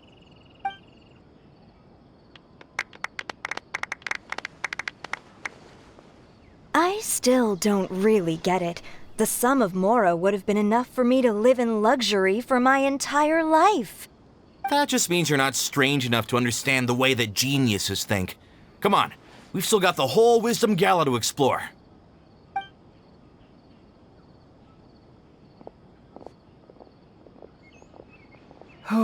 Glad that's over. I think I'm quite good at giving speeches, but this one was just so tiring. Do you mean that you're still exhausted from the competition? Honestly, you don't look happy at all, but whatever else happened, you're the champion, you know? Don't you think you should be proud of that? I suppose. Oh, wait. Sino said he wanted the card, didn't he? And now I have it, right here. So you're gonna give it to him? But if it's a rare one, you should be able to make a tidy sum of more off it. Why would I do that? It's of no use to me whatsoever. I may as well just give it to him. Could you pass it on to him for me when you next see him? Whoa! This is a super big deal! You should do it yourself! Come on, let's go find Sino. Huh? But I was gonna rest for a while longer. Hey, stop pulling my hair!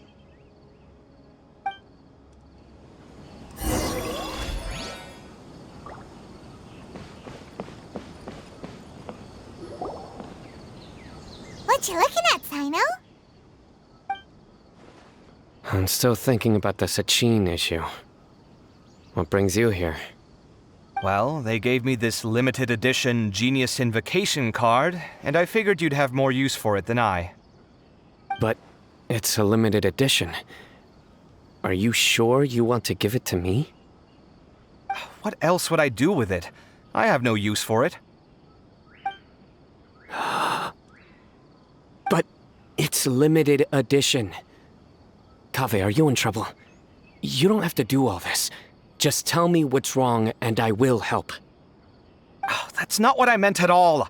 Yes, I have all sorts of problems, but that has absolutely nothing to do with this card. I'll figure my own issues out by myself. All right. In that case, I accept your generosity. But now that I realize that you have no concept of its value, I cannot simply take it from you. How about this? I shall buy it from you at a fair price. Namely, the price that the previous limited edition card sold for. Oh, come on. It's just one card. How much could it really be worth? 1 million more at the very least. How much? 1 million more? If you feel that's too low, I can go a little higher. 1 million more for a card? But you already have a whole bunch of these, shiny ones, don't you? I saw your deck last time we played. Not every card is this valuable, and some cards are exquisitely designed, but not rare. Huh. Well, I guess they must pay you plenty to be General Mahamatra if you're splashing out on things like this. But really, it's fine. I'd feel bad taking Mora from a friend. Don't feel bad. I save a lot. I can spare the Mora for this card. You don't spend all your savings on your hobbies, do you? You should watch that, you know. You definitely don't want to end up borrowing money in a moment of impulsivity. Living with debt is miserable. Sounds like you're speaking from personal experience. I guess you've been through a lot? I don't want to talk about it. In that case, maybe you're the one who should be listening to your advice.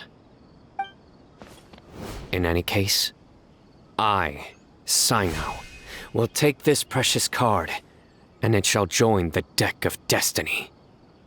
Kaveh, come with me in a few moments to collect the Mora.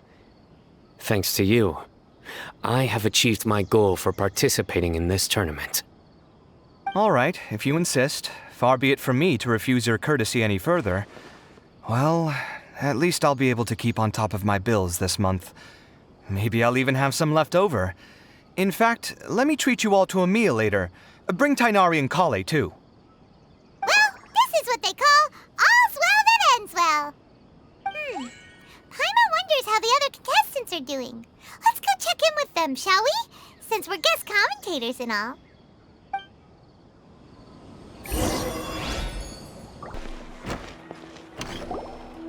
I'm telling you, you can't go wrong taking advice from me on what to wear. Back in the day, my fashion style was considered cutting edge by everyone in the academia. Really? Well, then, sure, Madame Farzan. Maybe you could pick out a few fashionable outfits for us. Farzan! Nilu! Even Dia and Candace are here! What are you all up to? Candace and I bumped into these two while we were strolling through the streets. Madame Farzan here's pretty friendly. When she heard that we were buying clothes, she decided to give us some help. I don't really see anything I'm familiar with. Never mind. We can purchase some textiles and make the clothes ourselves. Let's go with the plain fabric as our base, and embroider red and pink flowers on. Oh, and some green leaves. Oh, wait a sec. You sure that's the latest style? That sounds a lot like what the older folks back home would wear. Don't worry. This style is a timeless classic. No thanks. This is actually sounding pretty weird. Wait. Madame Farzan's right. That style is a classic and used to be mainstream fashion. But these days, there are some other options too. If you don't mind, how about I pick some clothes out for everyone? It's not often that we get to meet up, especially since Candace rarely makes it to Sumeru City. Also, I know a few places where I can get a great bargain. Sure. I'm happy to leave it to you. I'll come with you to have a look. One always has to keep on top of what the youth of today are into. Madame Farazan? Come quick! She's over here! Who are you? We're new in the academia. We saw all the amazing things you did during the competition. Do you have any classes we could sign up for? Of course I do. And you're both very welcome to join.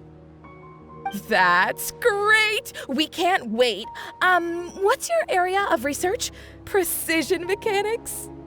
I'm from Haravatat. Huh? But you seem like an expert in machines. Wait, sorry. I remember now. You were representing the Haravatat Darshan in the championship. Oh, their classes are so boring, though. I'm sorry, ma'am. Let me know if you run any other classes in the future. I'll be there. I knew it. What about you? Aren't you going to leave with your friend? I think you're amazing, Madame Farazan, and I'd like to learn from you for a while if possible. I can take the class you're teaching as an option, even though cross-Darshan lessons might be a little tough to arrange. But I look forward to learning from you. I see. You're a good egg, child. Don't worry. Study under me, and I promise you, you will get the best teaching available. Thank you so much, ma'am. Well, I won't disturb you any further. See you in class. I don't quite understand what happened there, but congratulations, I think. Traveler, Paimon, would you two like to come and pick out some clothes? Sorry, we can't. We've got a meal with Kaveh later, and we have to check in with all the other contestants before then. Oh, by the way, have any of you seen Hat Guy or Layla? I don't know where Hat Guy went. We just saw Layla not too long ago, though. But she was hanging out with some other Ratahoa students, so we didn't get a chance to speak with her. Are you gonna go and see what she's up to? Ratahoa students? They must be the ones who voted for her to enter the competition, right? Oh, she didn't end up winning, so Paimon wonders how they feel about that. Let's go take a peek.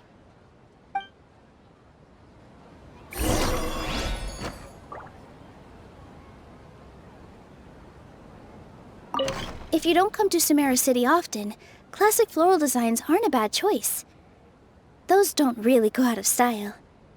And of course, since you're putting this on your body, you need to consider the type of fabric the clothes are made from. Some materials might look stunning, but they can be terribly uncomfortable to wear. Agreed. After all, is fashion not the constant phasing in and out of classics? In that sense, you could always consider the style I suggested too. Wait, sorry, ma'am, but I think it could be quite a while before the style you recommended comes back into fashion. I actually think the style recommended by Madame Faruzan is quite beautiful. Isn't it just? You have a discerning eye, my dear.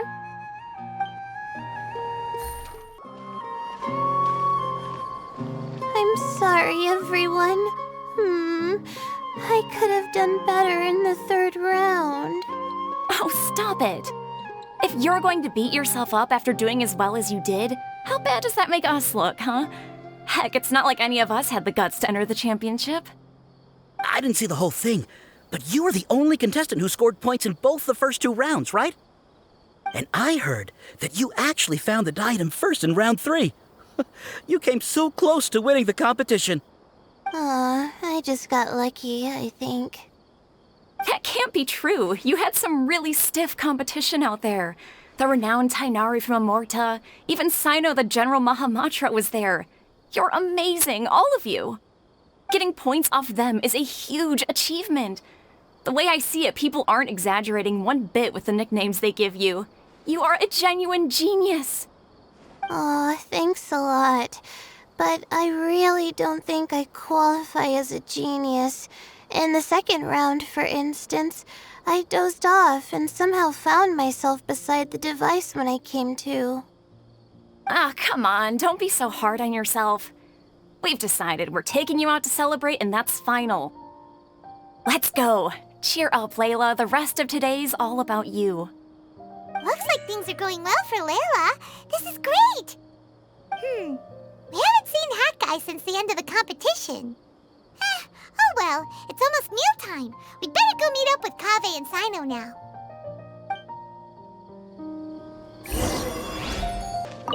I can't believe it. But in the end, no one was disappointed in me. What a relief. Finally, I can get some good sleep.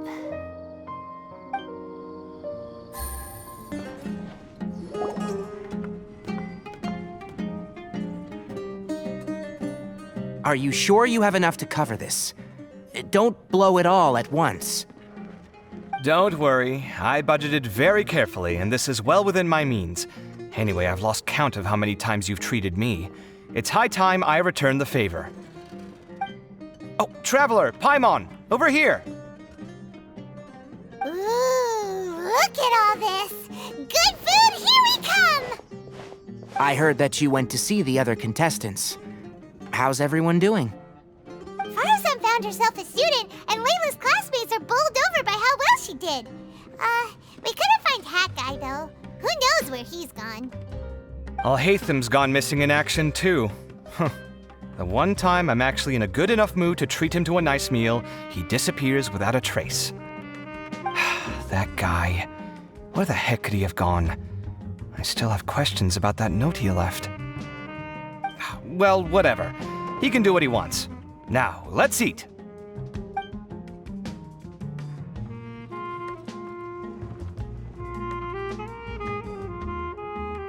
You shocked me a little when you hurled the diadem to the ground.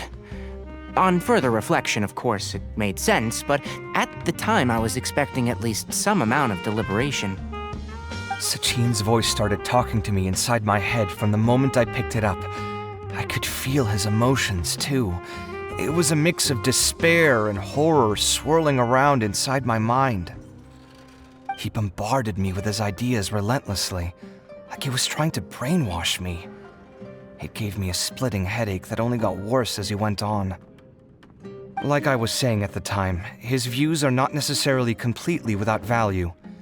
But if all his research does is lead to misfortune, then we're probably better off without it. If his forbidden research were to spread in a harmful form and cause people to suffer, the Mantra would step in and ban it. I think you did the right thing. I suppose another way to approach it would have been to claim that you agreed to inherit his research, but give up the research as soon as you've inherited the wealth. But that wouldn't have been your style. I won't comment on his theories or experiments, but I don't believe that he was careless in his choice of candidate. He chose you. That means he knew what he was doing. Perhaps. I just think that if you accept someone else's things, you should honor their wishes. That's a good thing. It means that you have integrity.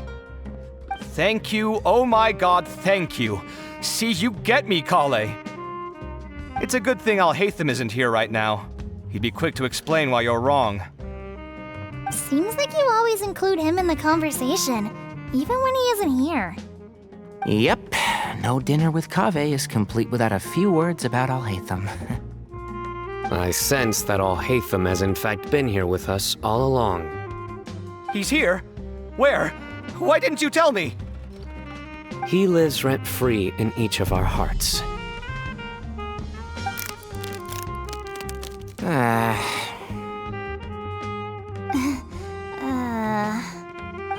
That was horrifying. It literally sent chills down my spine. Good thing you didn't say that before we started eating. That would have killed the mood in a heartbeat. All right, enough about Alhaitham. Tighnari, did you achieve what you wanted out of the championship? I did, in the first round, in fact. Word of mouth proved very effective. I spoke to a handful of people, they told their friends, and so on. Now, a record number of people have signed up to attend the next lecture. Oh, are you free next month? You should come along, maybe even say a few words. About what? I don't know the first thing about anything Amorta-related. Just play to your strengths. For instance, you could talk about the distinguishing features of rainforest architecture, or ask everyone not to chop down too many trees the next time they're building a house. Oh, well, that's no problem. Sure, I'll make time. Has everyone had enough to eat? I can order more if anyone's still hungry. I'm full. Thanks. Paimon's super full, too. If only we could eat like this every day. Yeah, we should do this more often. Work will always be there, but seeing friends is important too. This is a good restaurant. Let's definitely come here again. Sounds good. We should pick a few other places as backup options, though. There are other good places around here, too? Oh, and don't forget to invite us if you go. There's nothing we love more than good food. Kaveh, do you have plans after this? I was thinking of maybe going to the Akademiya for some alone time. Nothing set in stone, though. Why do you ask? Since everyone is free, why don't we play a few matches of Genius Invocation TCG? Eager to show off your new limited edition card, are you? Not to show off. This is my way of thanking you for your help. Only my best friend will have the honor of seeing this card's debut play. All right, sure. I didn't bring my deck with me, though, so I'll need to borrow one. Actually, Master, I made a new one a few days back. Don't tell me you've been spending all your study hours playing cards. Come on, no need to be so stern. They do say that your innate interests are your best teacher, don't they? Well, it looks like this Interdarshan Championship's a wrap. All that stuff with Sachin and the Daidem got sorted too. Have you still got anything else on your mind? Oh, right. Yeah, Sachin said that he placed his research materials at somewhere beginning with but Kaveh smashed the Daidem of Knowledge before he could finish. It might be dangerous if someone finds his old research stash, right? Where do you think it could be? Holy smokes, you're right! He said he spent all that time researching in the desert, didn't he? So it's very possible that that's where he'd leave all his notes. All right then, let's head off to Ara Village and try our luck.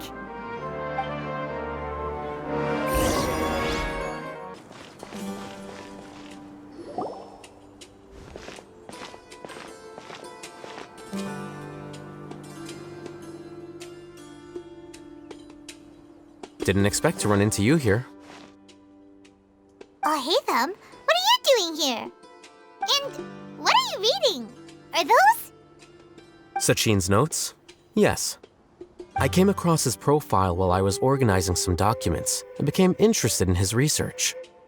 If it wasn't for that, I never would have agreed to being a commentator.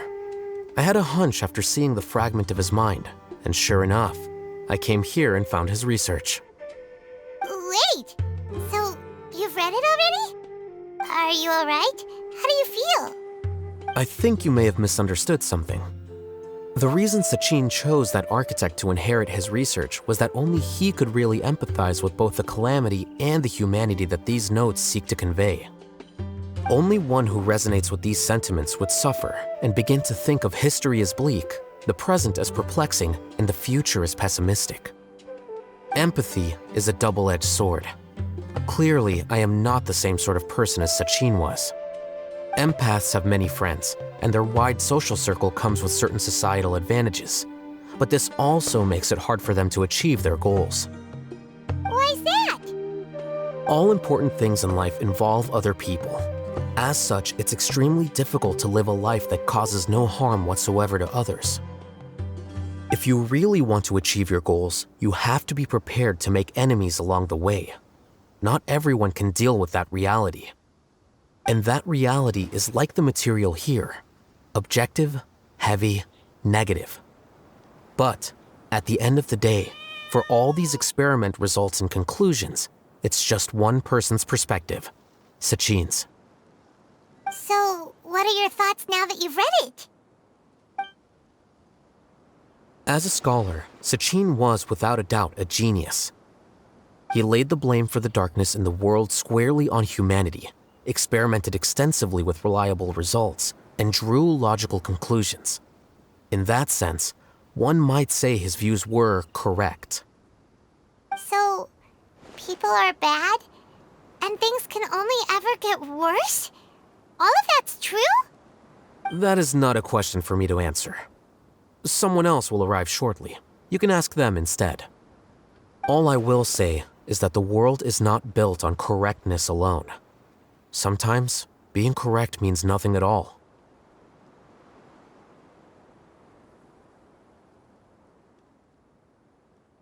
Lofty ideals may provide no defense at all against nihilism, but perhaps little decisions can. By their own choice, the idealist seeks to bring happiness to all while denying themselves the same. Thus, they shall never reach even the borders of truth until they wipe away the ignorance that blinds them. I've never been able to agree with certain philosophies. Even Sachin himself struggled to comprehend the notion of sacrificing oneself for the greater good. But sadly, all viewpoints will find their supporters, and the way we see the world largely decides our fates. All right then, I got what I came for. These research materials are yours to look after. I'll be off.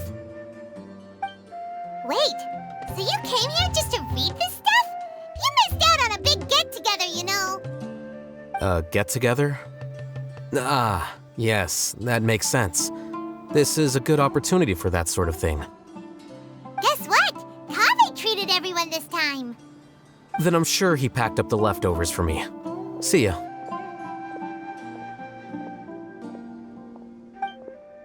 And there he goes. Well, it seems like he really wasn't affected by this research. He said that someone else would answer our questions. Who do you think that'll be?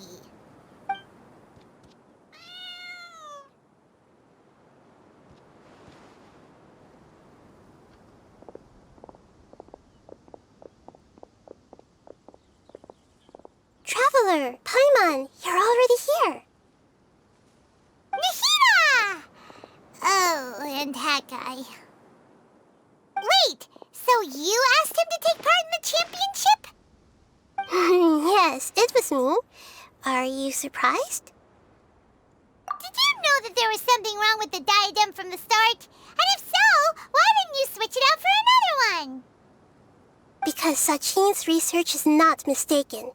He spent his entire life researching this topic, and these materials are a result of that. These are the crystallization of his wisdom. Yes, I was worried that the material might cause some disruption, but I didn't want to wipe away all his hard work searching for the truth.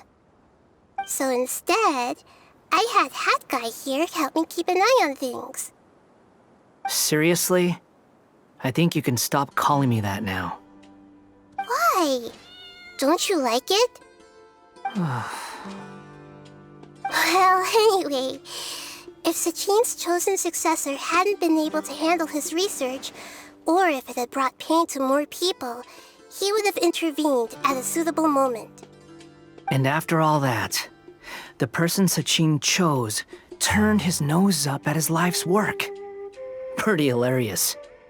I was also hoping that this could be an opportunity for you to learn how to interact with people normally. But it looks like that didn't work out. That wasn't necessary.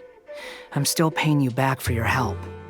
And the last thing I need is more reasons to be indebted to you. Maida, what did you mean by Sachin's research is not mistaken?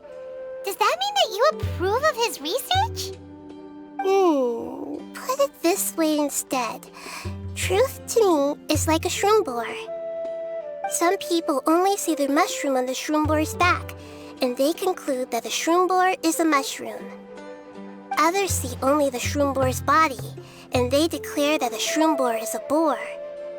Still others look deeper inside, and determine that the shroom boar is meat. These conclusions are all correct in their own way, but none of them objectively describe the shroom boar. Paimon kinda gets it, but also not really. The world is the same way. No one, not even I included, can understand it in its entirety. All of us are somewhere on the path toward truth.